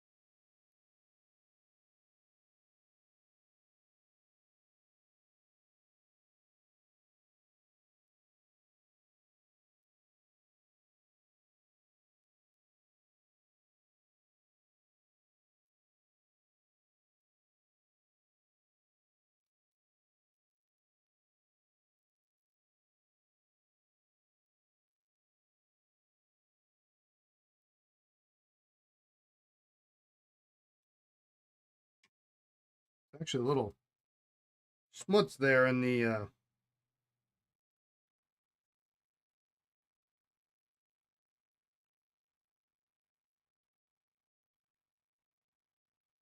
spring.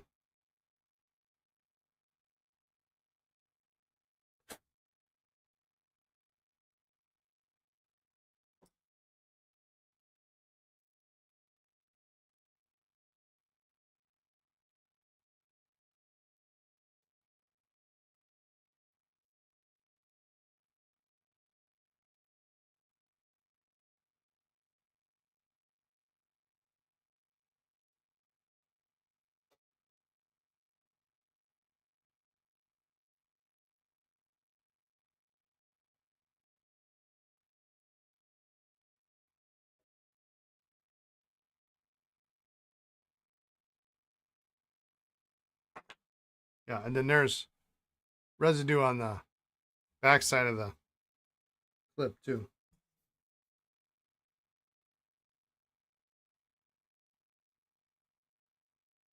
Got to be careful when you use polish.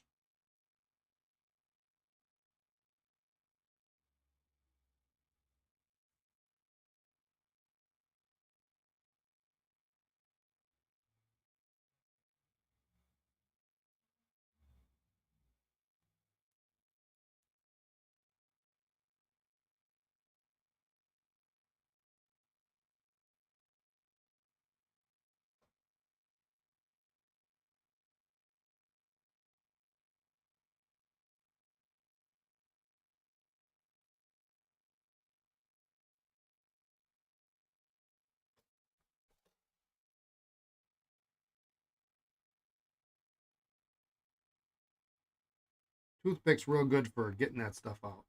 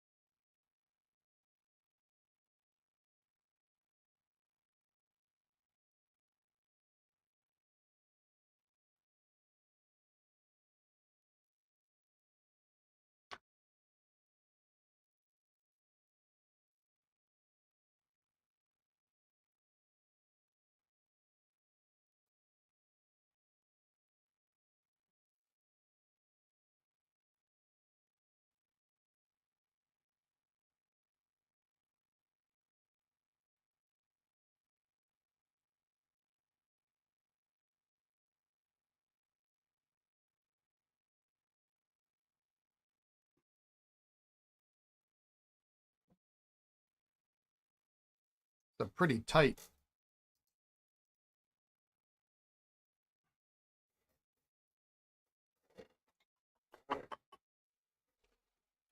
Oh, let's see. There is.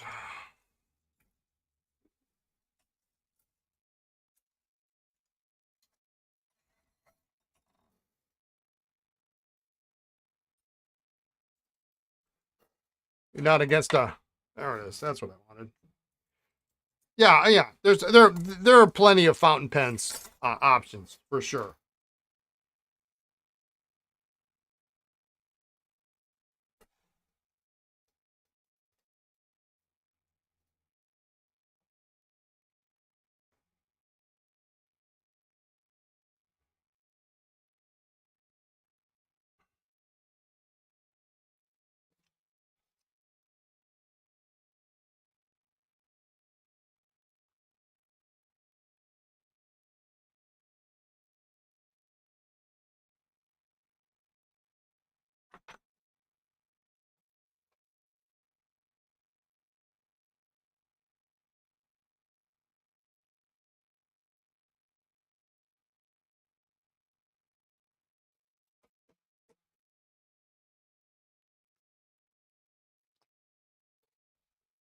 All right.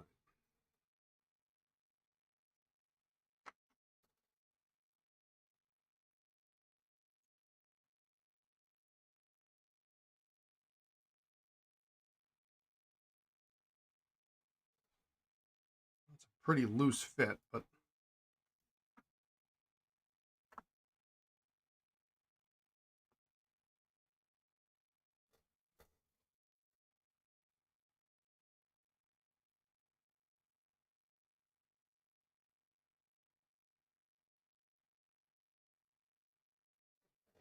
a little bit of warpage to this.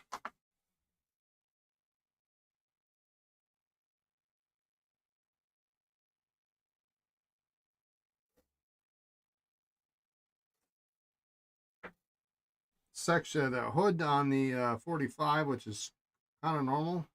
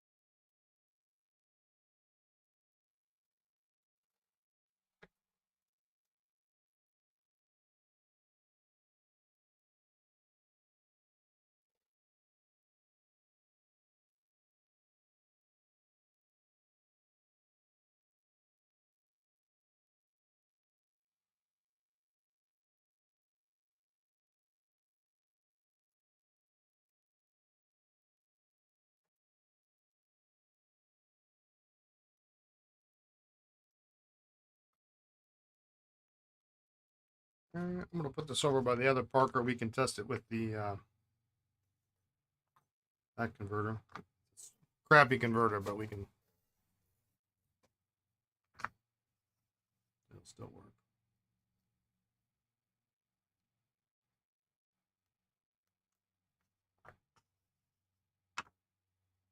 All right, well, 78.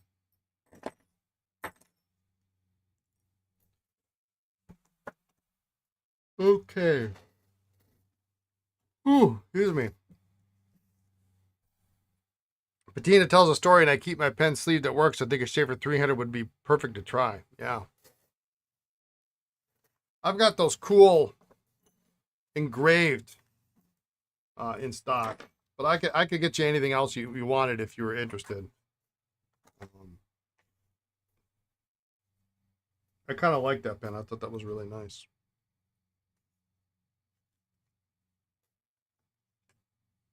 You just checked it. It's beautiful. Yeah, it's pretty sexy. It's a good looking pen.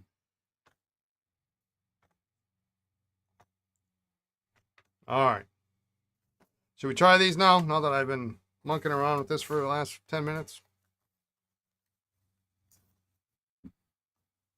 We're going to try this. It's almost 4 o'clock, huh? I don't think the electrician's coming back.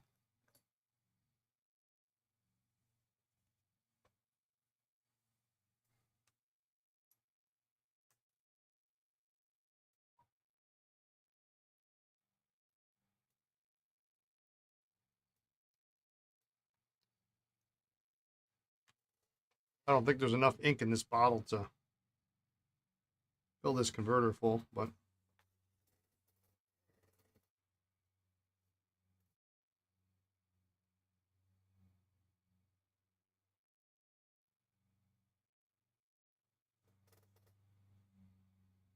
well, we are going to have to we are going to have to fix it because it's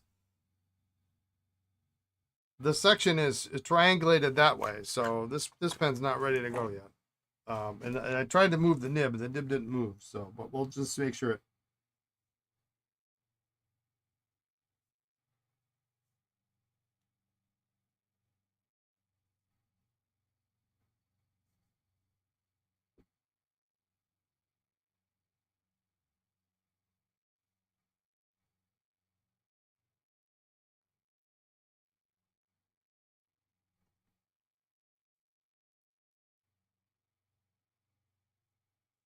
It's a nice nib.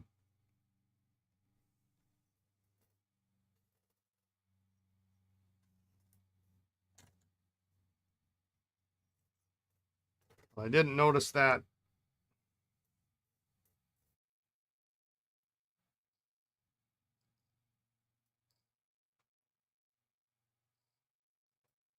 So I may have to soak it. It should move relatively easily.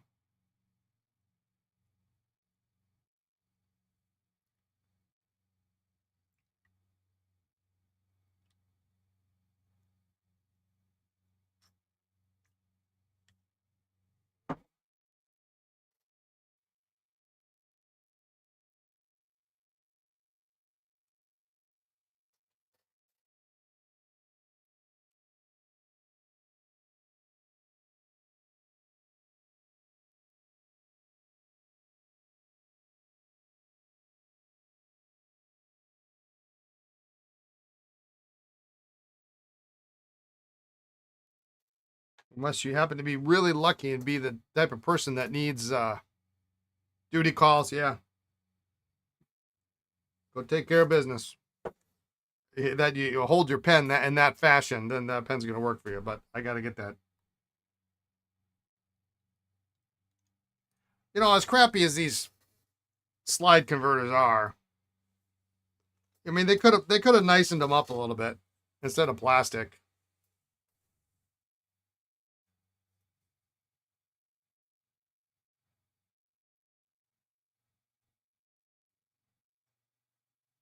That is as far from a medium as it could possibly be, just about.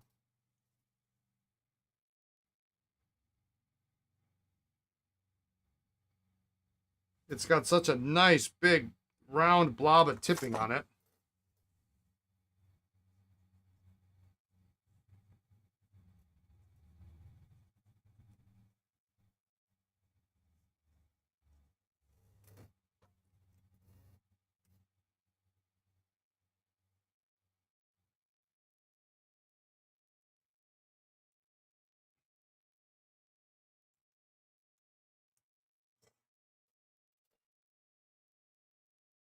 There we go.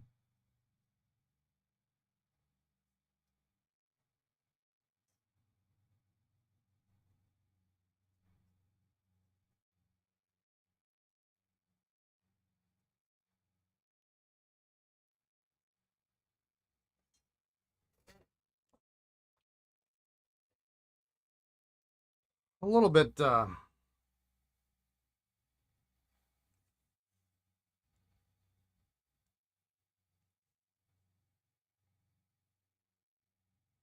Just a smidge toothy. Boy, what a blob of tipping on that thing.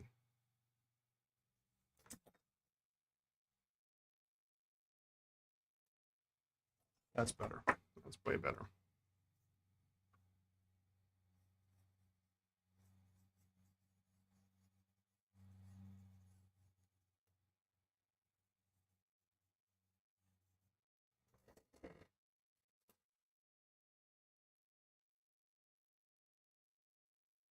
Would like to, there's like an inner tooth to it here.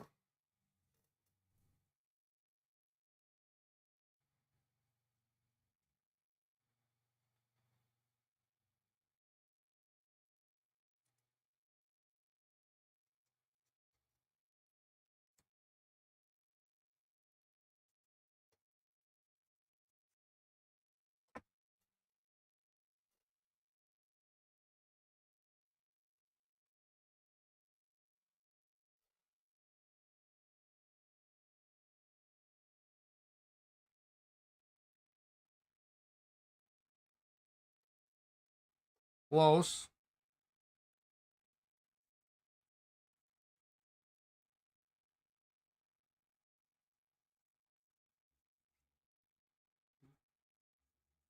Probably need to replace this buff stick. I've been using it for a while.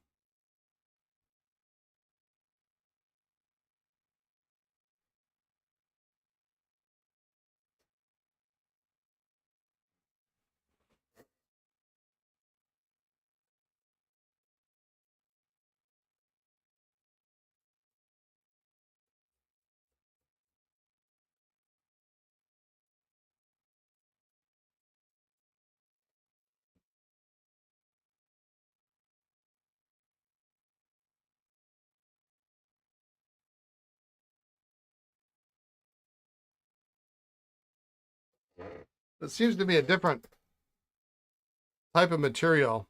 It's from the Schaefer Pen Museum. Than your standard micromesh buff stick.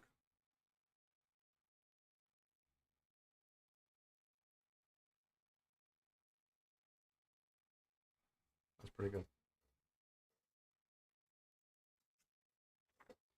I don't know if it's more durable or what they use for it.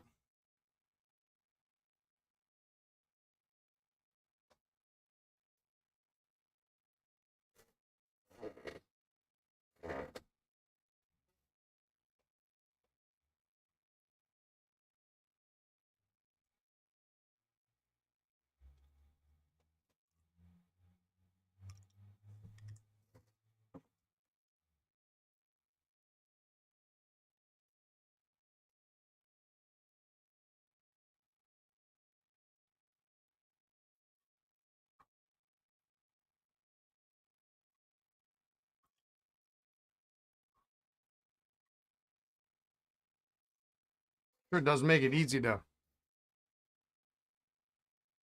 clean it rapidly, but just such a goofy converter.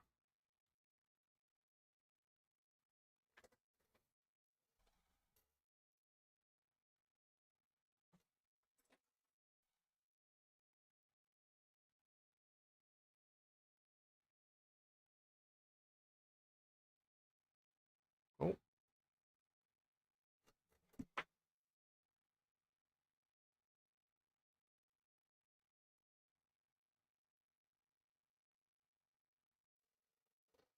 there we go.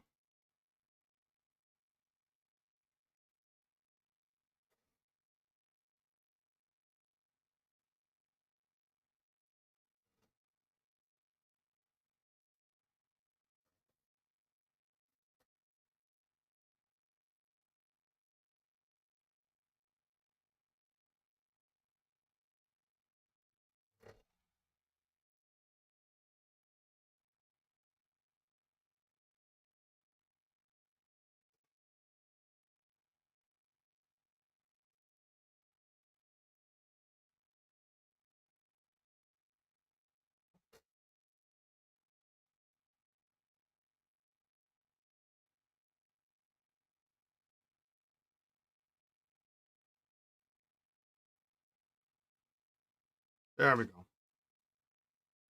Good.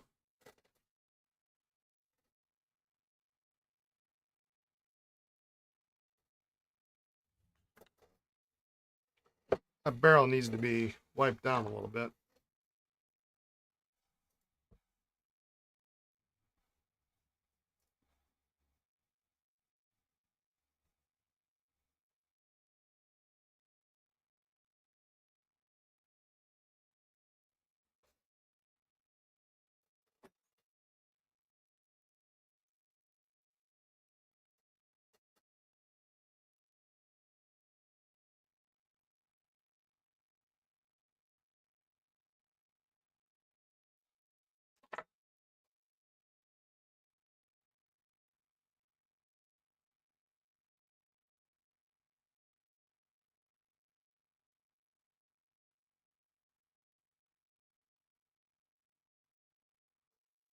Pretty much all the plating is worn off this bottom chassis, which is a shame because it's a first gen model.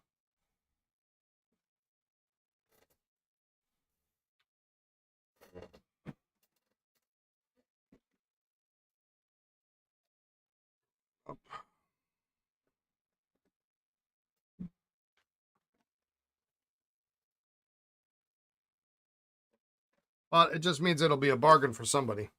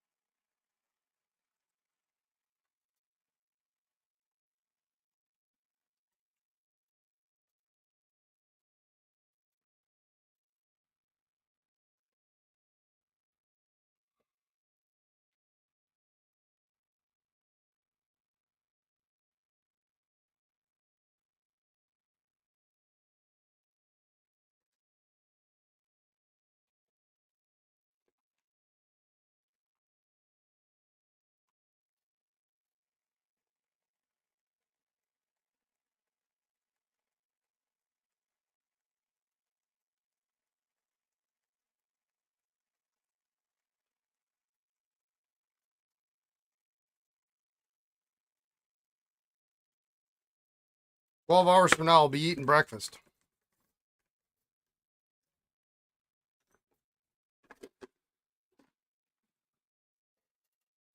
Talk about gross. So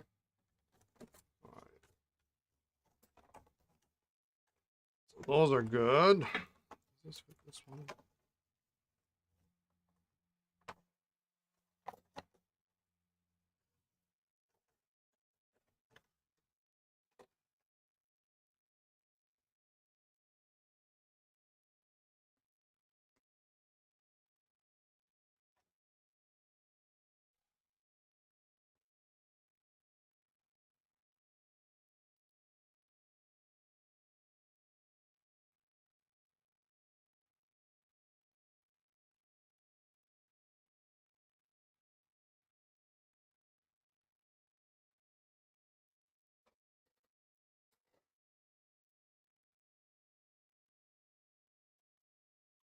All right, let's see how this cross performs.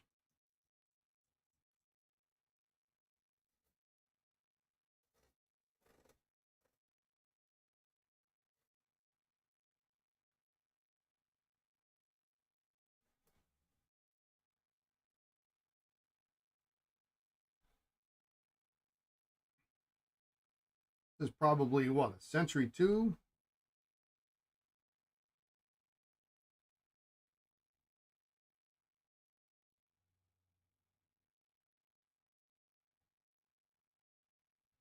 I can never remember. If I don't have both pens handy, um, especially with the fountain pen, because the fountain pen on the Century is a little bit bigger anyway.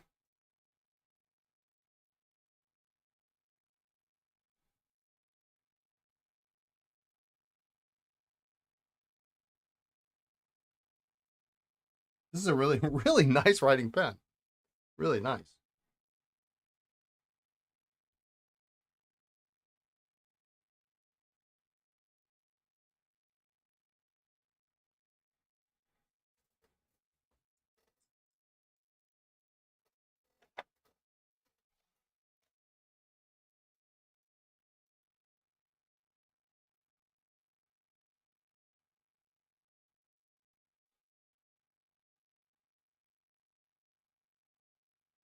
with a converter.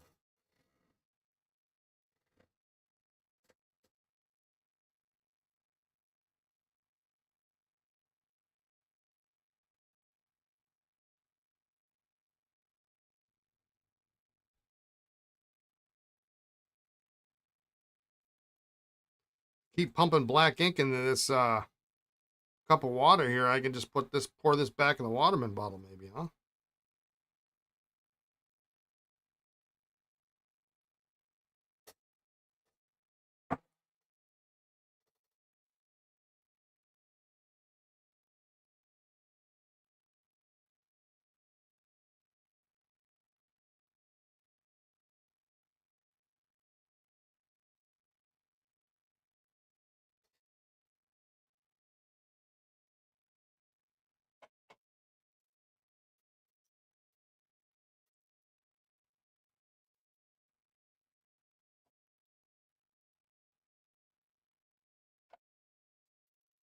All right, last but not least,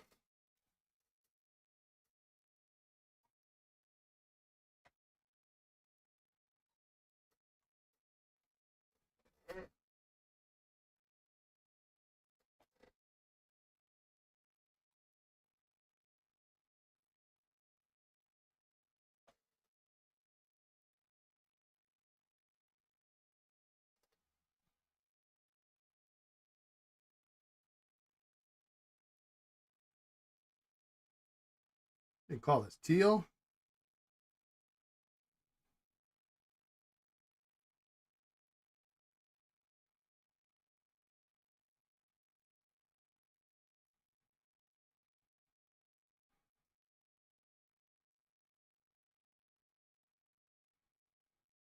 This is a nice nib. For an inexpensive pen, this is really a nice stub. I think it's marked B for broad, but it really is like the stub nib that you see on the Metropolitan, which, if I recall correctly, is not marked B for broad.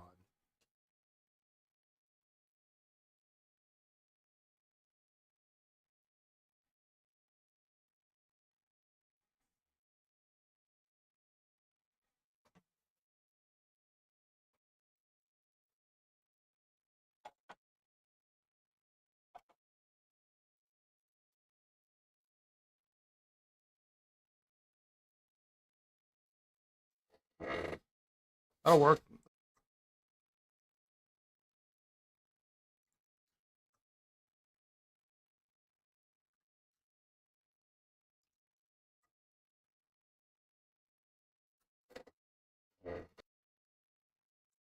And it's pretty much a one stroke fill. Yeah, it's nice to have something for everyone. That's why I'm kind of excited about these new consignment pens that came in, because they're all $100 to $150 pens, and they're just really cool materials. Smaller makers too on some of them.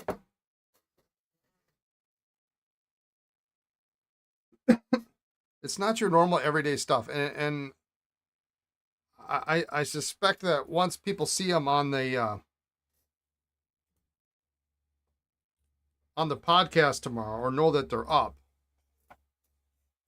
we're gonna sell like most of them immediately. I mean, what you just can't argue with the $100. I mean, yeah. So pretty much all of them, except for like one, are like Yovo sticks, but they're nice Yovo sticks. They're nice pens.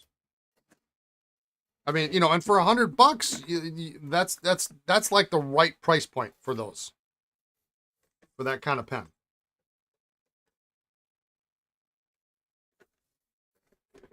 Trying to sell a Yovo stick for $325 is, that's a tough nut to swallow,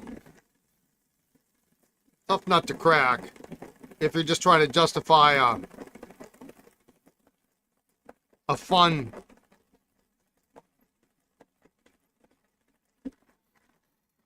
spur of the moment purchase.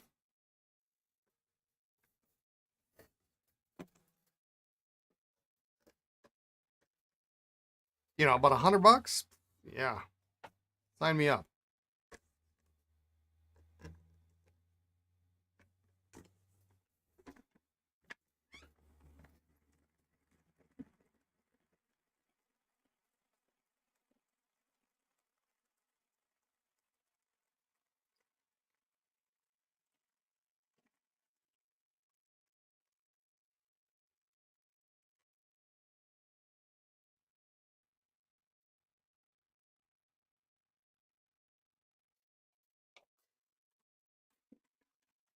All right, well, that was the easy pens out of the bunch. Actually, I'm going to reorganize these.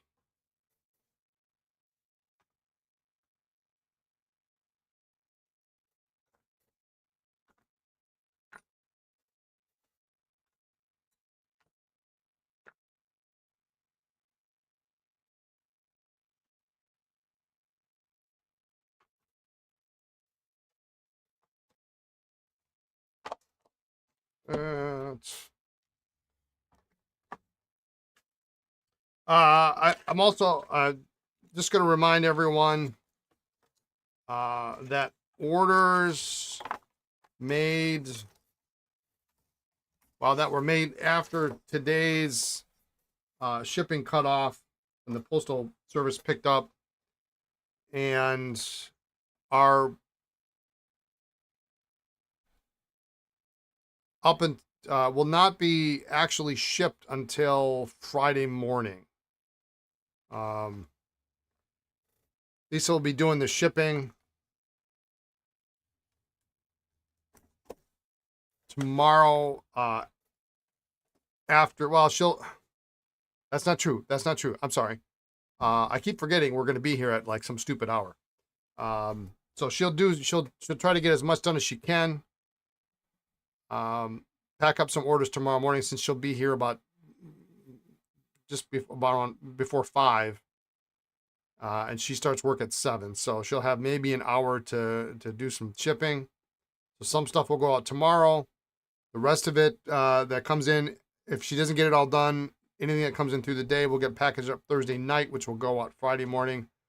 Anything after Friday at 10:30-ish, 11 o'clock-ish, will go out on Monday. So there'll be no Saturday shipping this week due to inavailability of vehicle.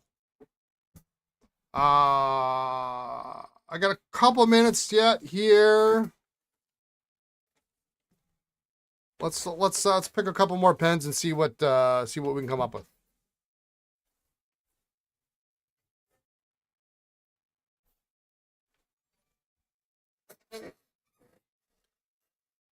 Michael Ono Solo. Miko Ono Solo, thanks for the follow.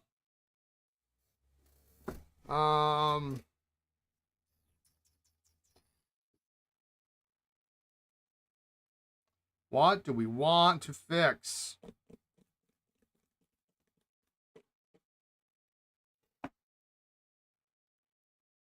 I'm going to hold off on the Vacuumatics.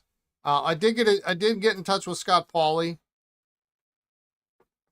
briefly today. I texted him last night. He texted me back today. I immediately texted him back and did not hear back from him. So, if you want to keep Scott in your thoughts, he's recovering from a little bit of issue. He's fine, it sounds like. So, but he's not going to be at the Ohio Pen Show. It sounds like he does still have parts because he said he would send me a new collet for my vacs.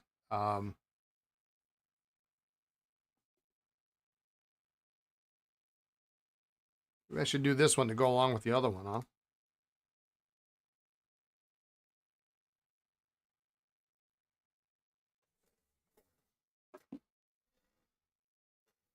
This one, should we do this one? We'll rip into this baby right now.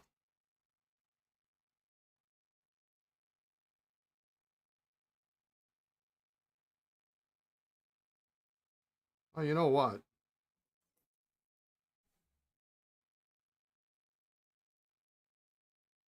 You've got to be kidding me.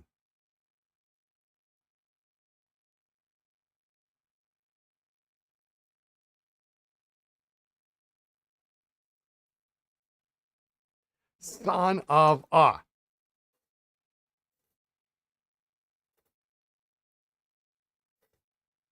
Let me look at this cap here.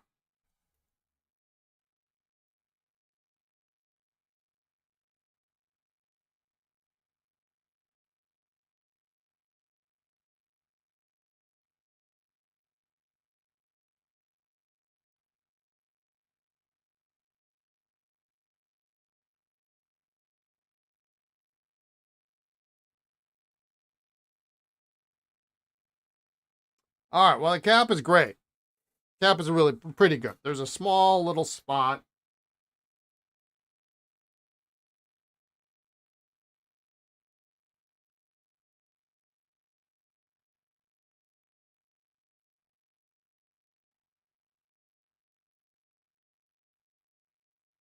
A little rough spot. There's no cracks in the cap. However,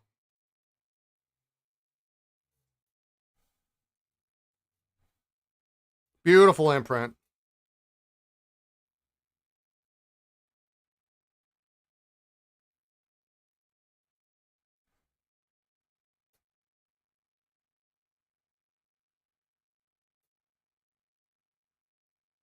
Really nice. However, there are not one, not two, but three cracks in the nib.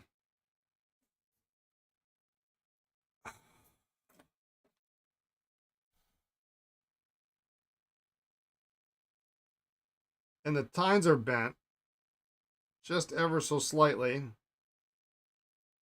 it looks like somebody tried to straighten them out. There's a crack at the breather hole and two cracks coming up the base.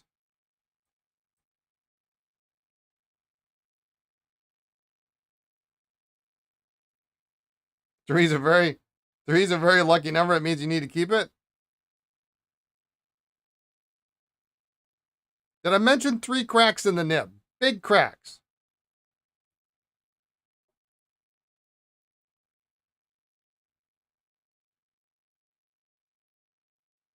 The one coming from the vent hole goes down to the K.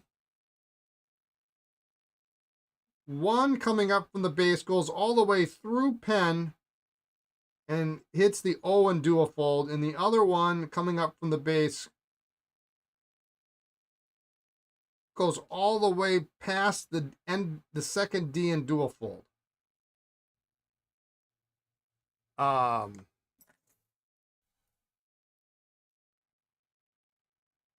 It's otherwise a really very nice pen.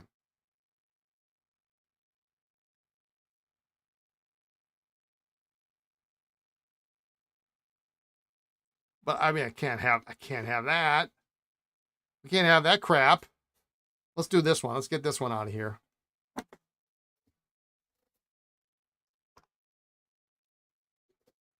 do that one. I really hate doing these little juniors and stuff, but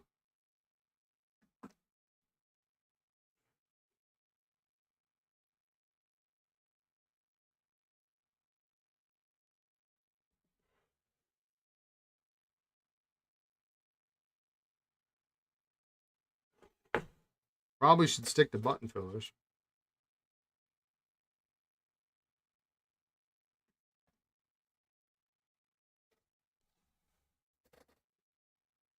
Could that increase flow? A bad nib definitely remove guilt when deciding whether to keep it. I got to open it up. I got to, so what I got to do is, I know you don't like this idea at all. I either have to swap one of these nibs. I think I have one more duofold nib, senior duofold nib in my parts bin.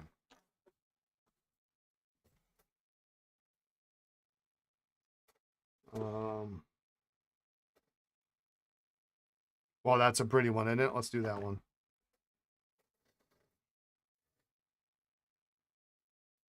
Son.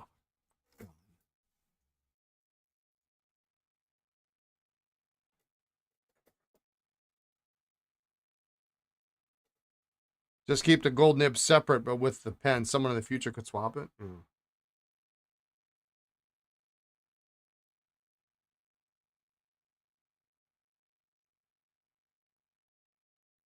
That nib's good.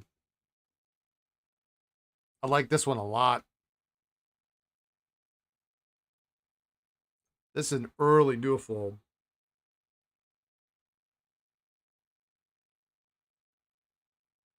Got a broad nib and it's got B on it.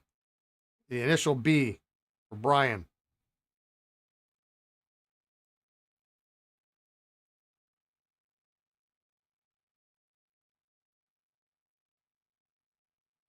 And it's got the 6.5 imprint on the sorry, there's a problem with it. It was made for me, yeah.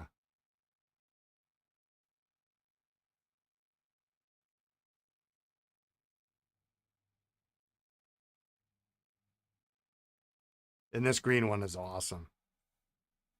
This pre-duofold Lucky Curve.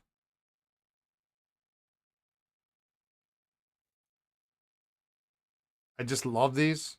Something about them. Pre-duofold Lucky Curves and Jackknives. All-time favorite. I'll collect those all day long. It's meant to be. Ah, very nice. Very nice.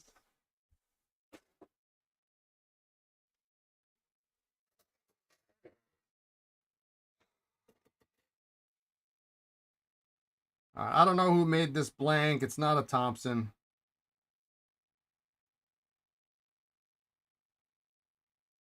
It seems a little crude to me.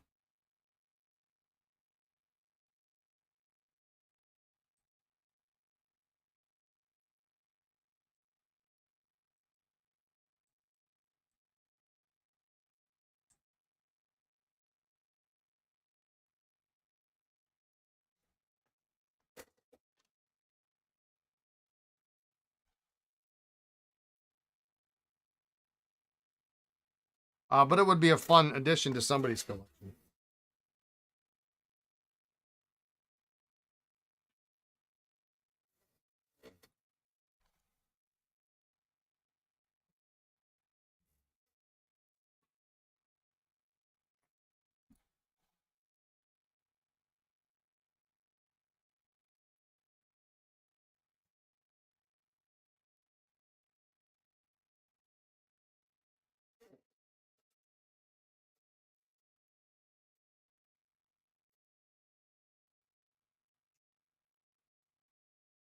I start playing that game with every pen that's got a B on the nib, and I'm in trouble.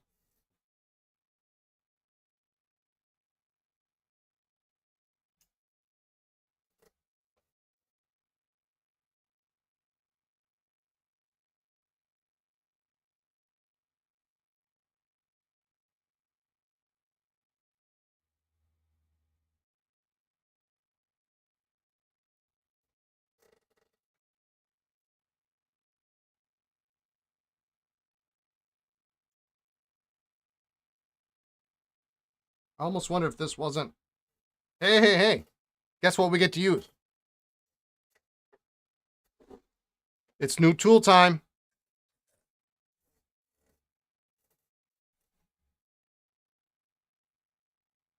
You have to admit to telling somebody my puns to your daughter always gets the perfect sigh. Yeah.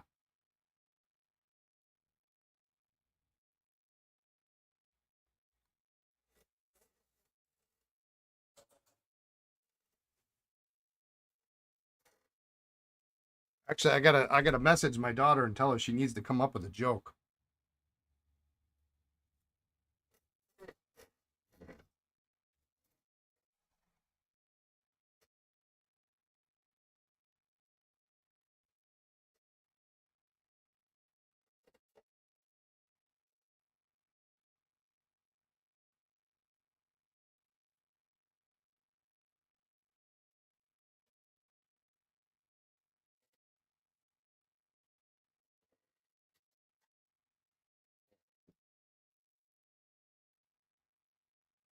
Lisa won't be expecting it.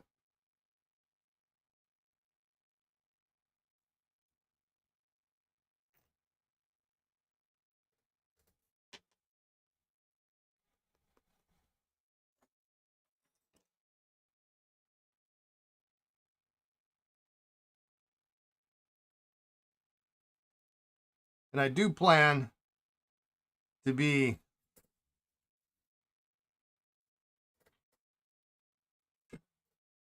watching the stream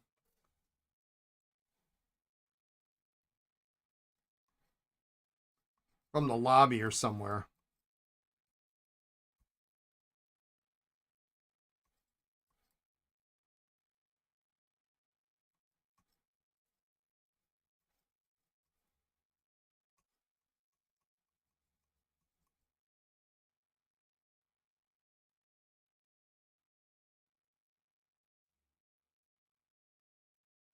Yeah, that works pretty well.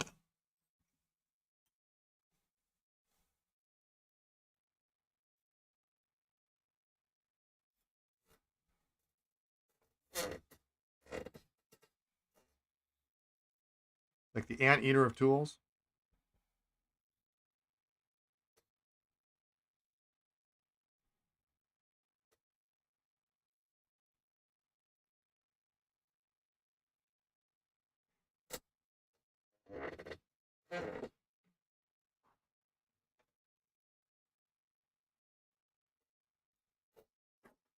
Sounds like a part pen. What, the Mandarin? Part pen.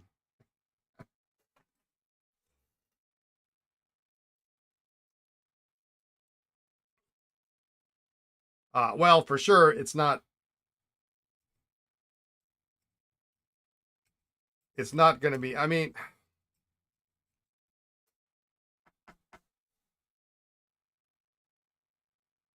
it probably could be fixed so that it writes.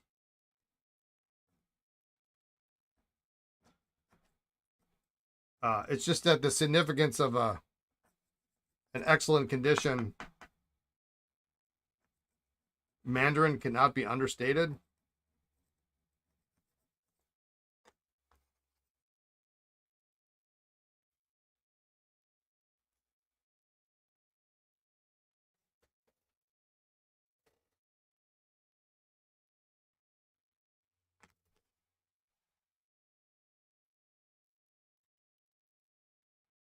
In fact, if you read David Nishimura's website, his comments on Mandarin Duofolds, he doesn't even recommend you use them to write with, unless they're the lady Duofold with the big gold band on the end of the cap.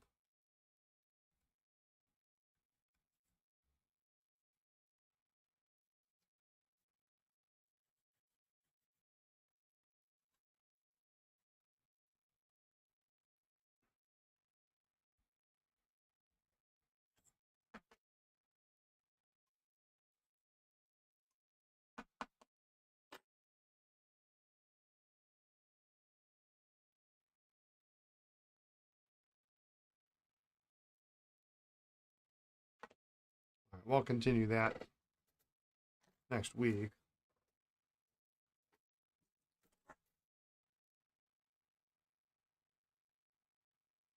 It's kind of one of the,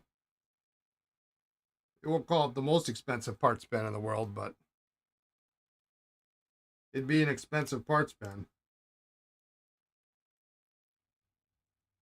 The nib is pretty easy to find, though.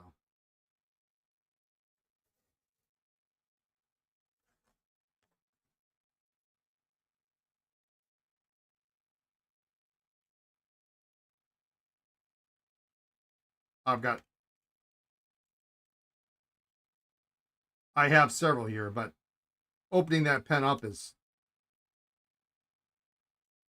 a very risky procedure that is not for the faint of heart.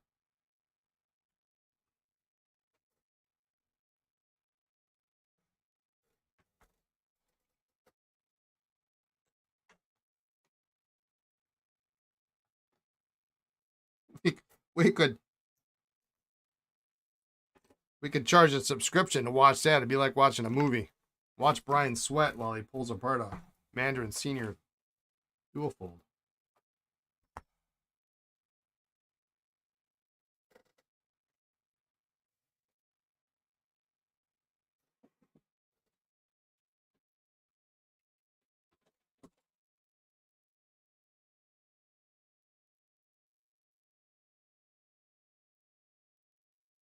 We'll get to it eventually. We'll determine what we're going to do with it.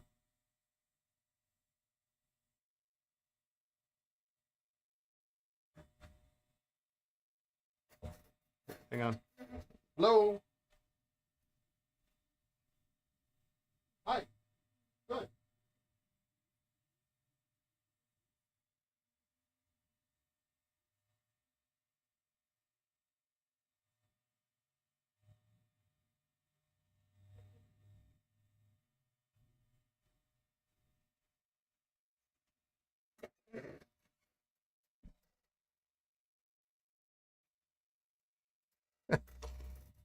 Don't come here. Trying to sell me cell phone service.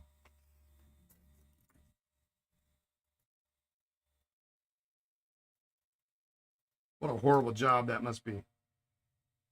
Going door to door.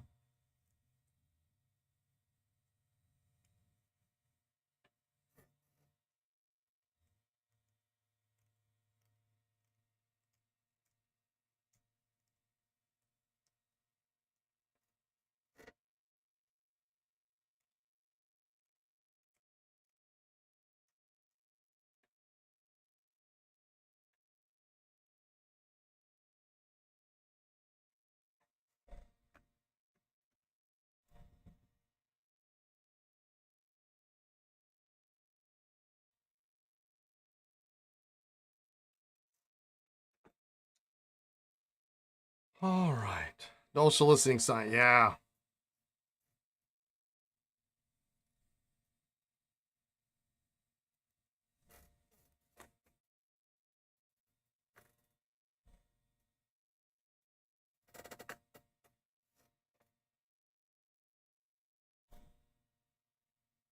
I need something on that door. I wish I could have a sign, something like, if you don't have an appointment, don't open this door. If you don't work for UPS, FedEx, US Postal,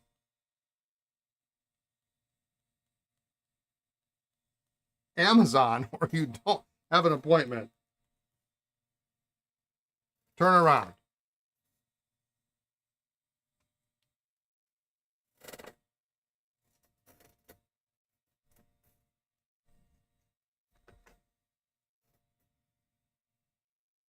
Here's an idea for that Mandarin oversight. Ron should be at Ohio. You could bring it with you and ask him if he would open it for you. He probably has worked on more of them than just about anyone. Just a thought. The problem is, so here's the problem with that. Perfect. Yeah. The problem with that is I would then have to transport it to Ohio.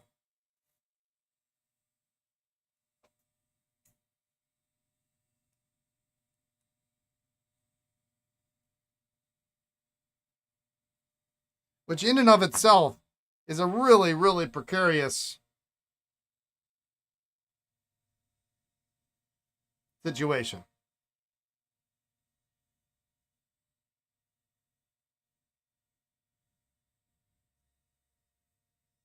I got a couple of,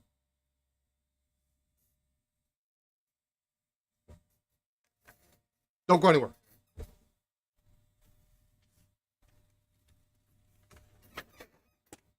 My list. Thank you. If he's there.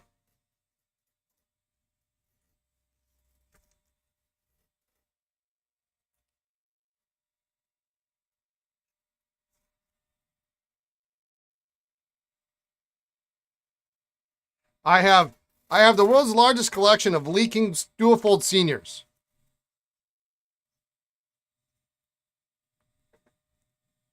And those Duofold desk pens. Now, if you're new here and and you weren't here back in, I don't know, what was it, March?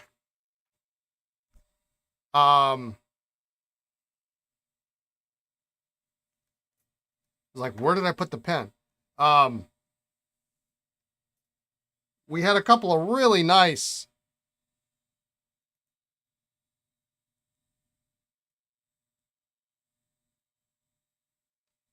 Duofold Senior Desk Pens. Yeah, it was a rough week. um,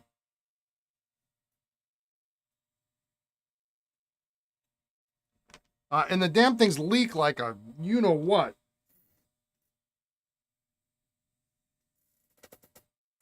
And then the funniest thing was that I emailed Ron, and apparently Ron has a client by the name of Brian Anderson, and he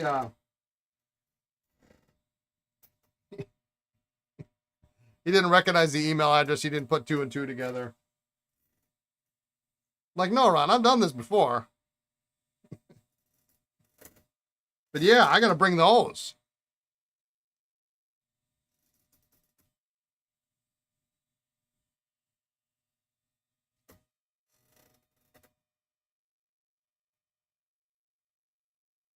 You know, worst case scenario, I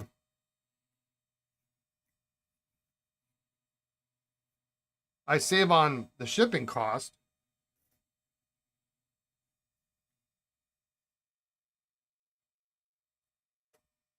Best case scenario, one or all four.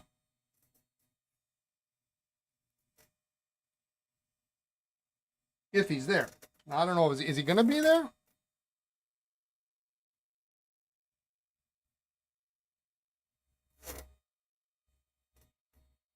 Yeah, I got to find those pens.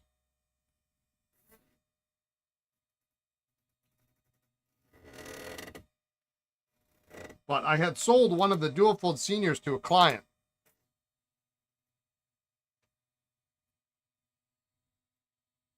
And he got it. It's a nice pen, too. Really nice. Good condition. And then it just started leaking. Dripping ink. I'm like, son of a, you know, replaced the sacks.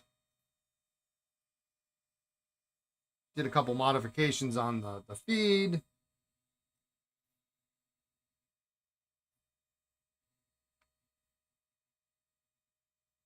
No luck.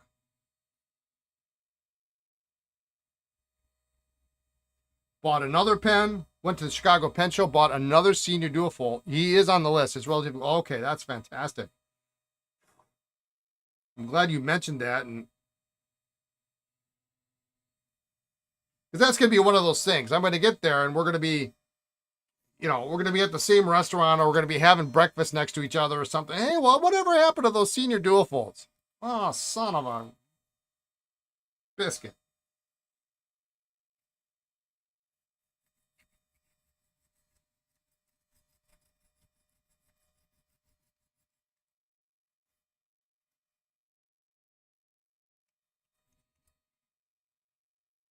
Wouldn't it be nice to sell a couple of them, or at least list two Senior Duofold? What? One of them was, one's red and one is, I think the other one's jade. How nice would that be, huh?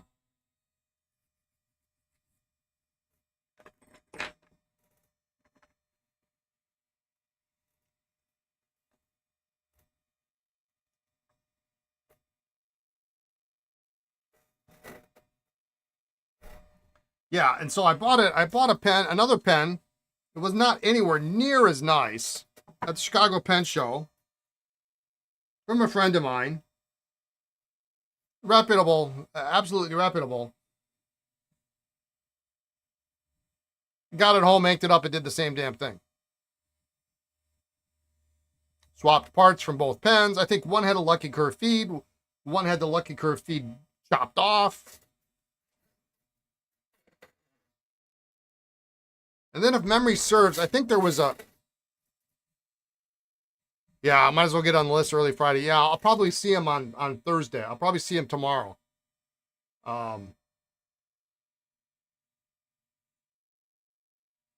If memory serves, there was a third one.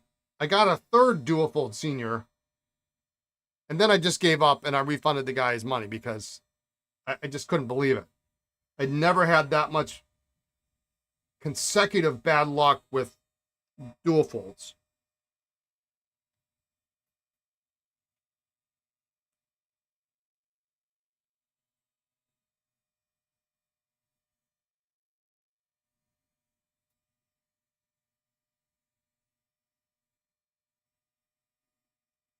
Yeah, I like they showed me how to do it. If everybody wanted the tables for repair, yeah. He told me to heat the snot out of it, and apparently I didn't heat it. I, I'm risk averse, and I didn't heat it enough. Apparently,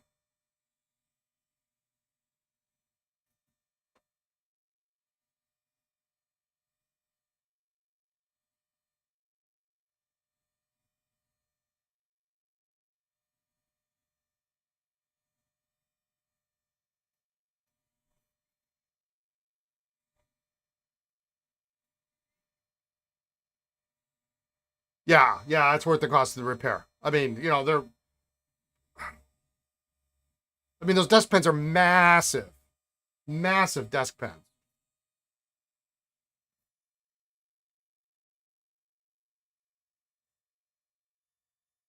I mean, a nice senior pocket pen is $250 all day long, in red, right?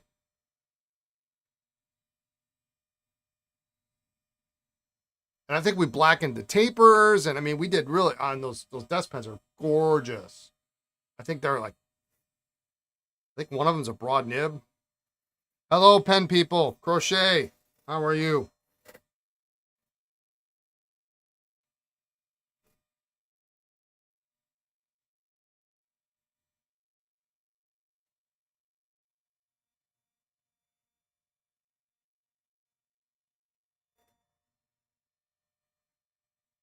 You're good, awesome. Are you going to the Ohio Pen Show? Since we're talking about it. Well, this thing has got this nib here is for Indy. I can see it already. Ah, yuck. You're afraid you're staying in Canada for a bit. All right. You are friends from the north. Everyone's welcome here. Where the heck are my pliers? Yeah, eh?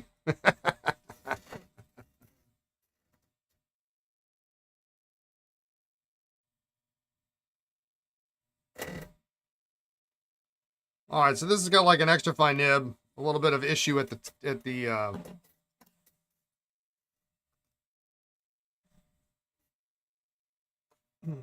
tip. Nothing too bad. It doesn't look like it can't be. At least that came out. But this is a really nice, desirable color. We got some brassing on the clip.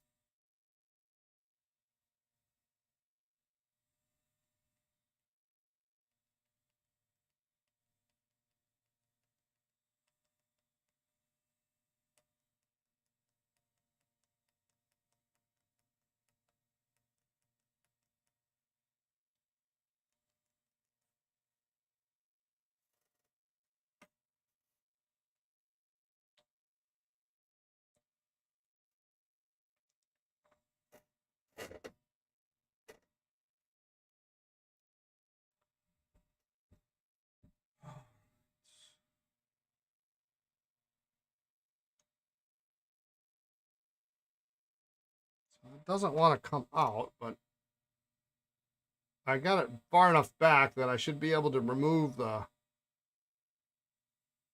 section. Now it's streamlined, so it should be friction fit section.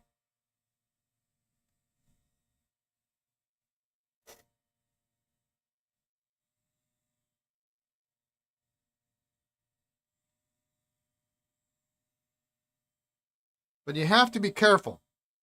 So here's a cautionary tale. I've seen this before. You've got a streamline cap, right? A streamline air cap, streamline clip. You got a streamline blind cap.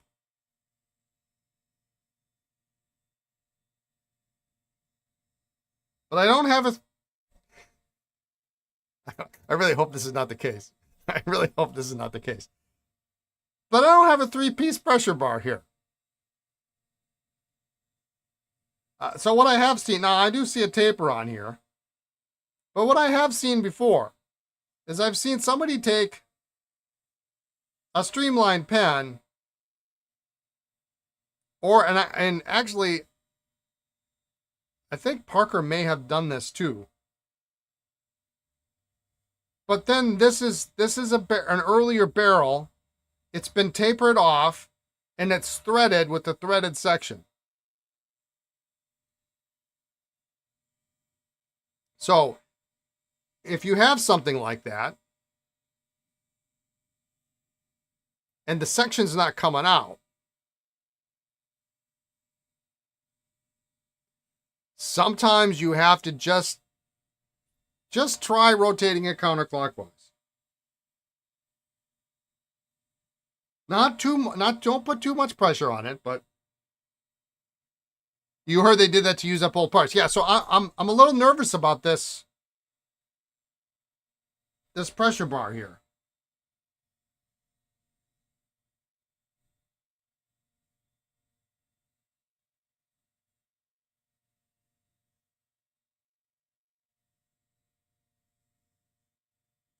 It's definitely a later imprint. It's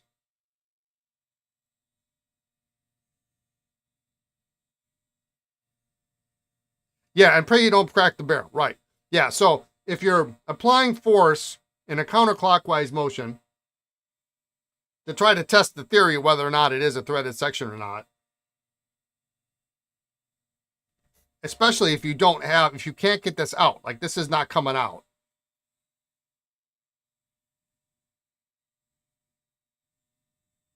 Just be very careful.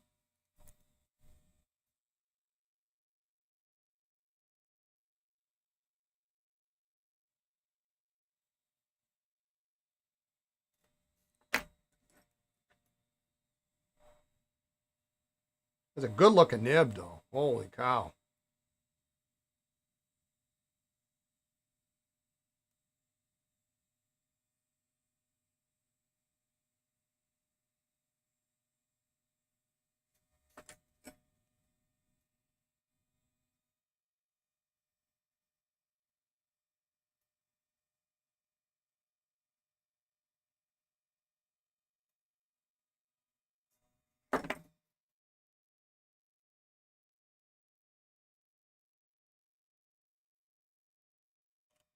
There we go.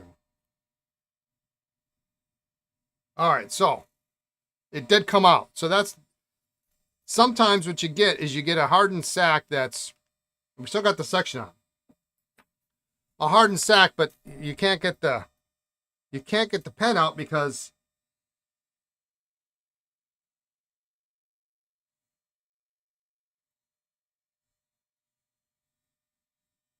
okay, so this pressure bar is marked for slip section pen. All right, so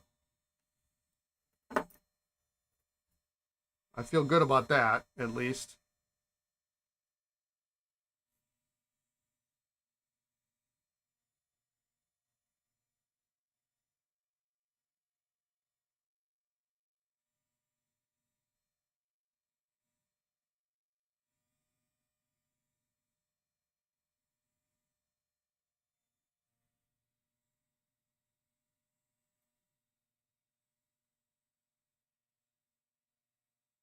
You believe that's what happened to the Schaefer snorkel you bought?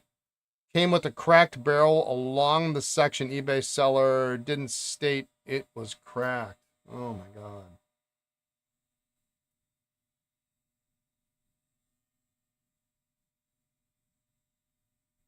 I do see some evidence of maybe some shellac or some kind of something in here.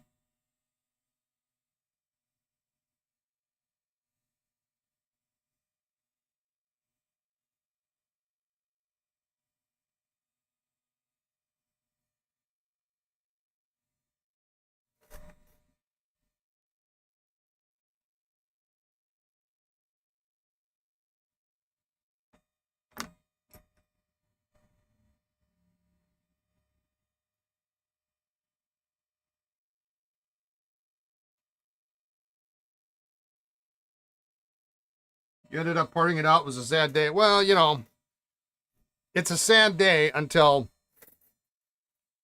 3 years from now when you come across another, or 3 weeks from now, you come across a snorkel that needs a part, and you go, wait, I have that part.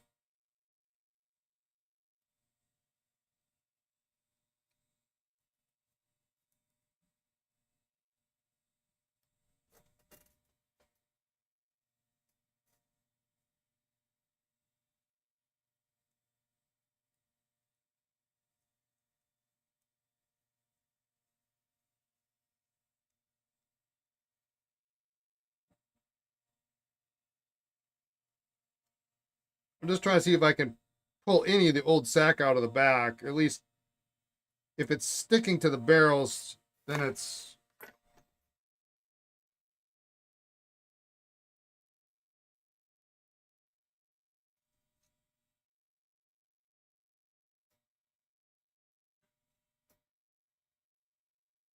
you know, could be causing...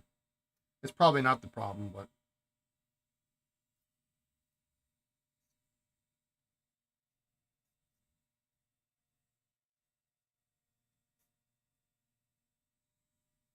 yeah, and you know, I think the problem, I think for a lot of new repair people, or people getting into repair, um,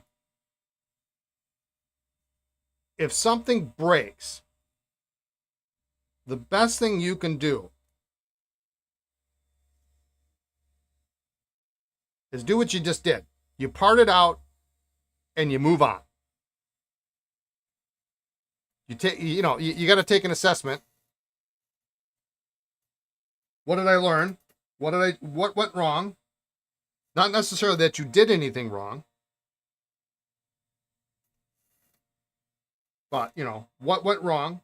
Did you do something wrong? What could you have done better? Did you not have the right tool? Did you not soak it long enough? I'm going to see how much I can pull out of here just to eliminate any issues.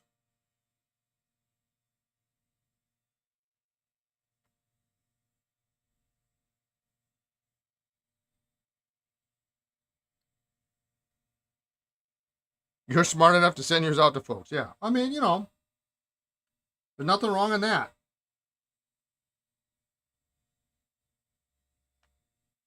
There's nothing wrong in that. I still send pens. I mean, I still send pens to people.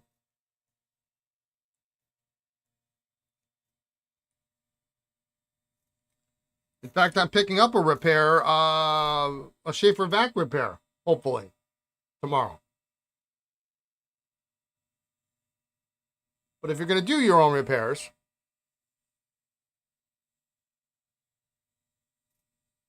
you know, you got to learn from it.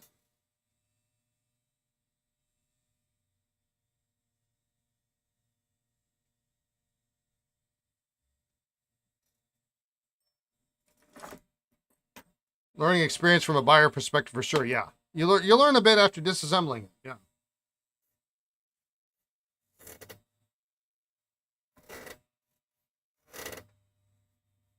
And, you know, and once you've done it a couple times, even if it's just an Esterbrook,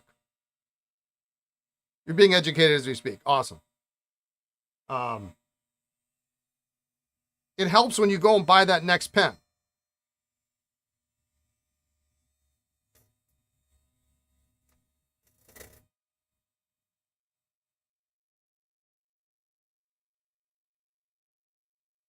All right, that's not coming open. I think we're going to have to soak that. It's 5 o'clock.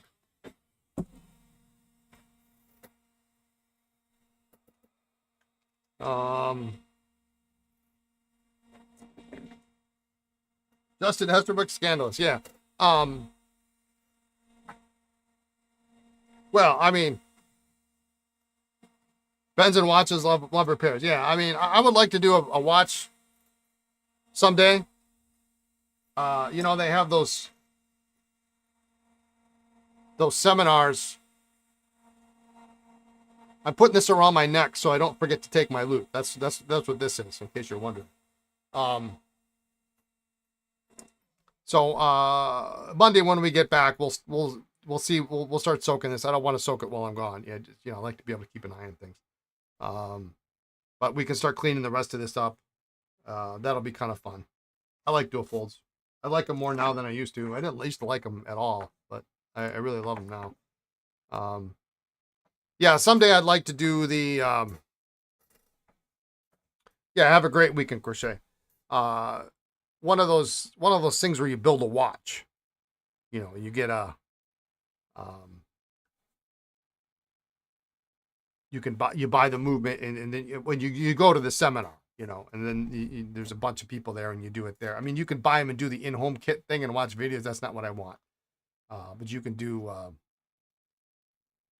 an in-person seminar, and they have them every once in a while. I've seen them, like, even in Chicago. You go down and do that. I would love to do that. That would be fun. But anyway, yeah, good luck at the show and have fun. Look forward to hear from you when you return. Yeah, that'll be fun. Yeah, have a great night. Thanks, Hans. We'll be in touch. If I hear back from Scott, I'll let you know. Thanks for reminding me. I have my list. I gotta go grab those Duofolds now so I can I'm just gonna give them a pile. Here, fix these. I don't think I'll take the Mandarin. I don't think I have any problem opening that. If I'm gonna do it, I'll do it myself, I think. Not that I'm saving money, but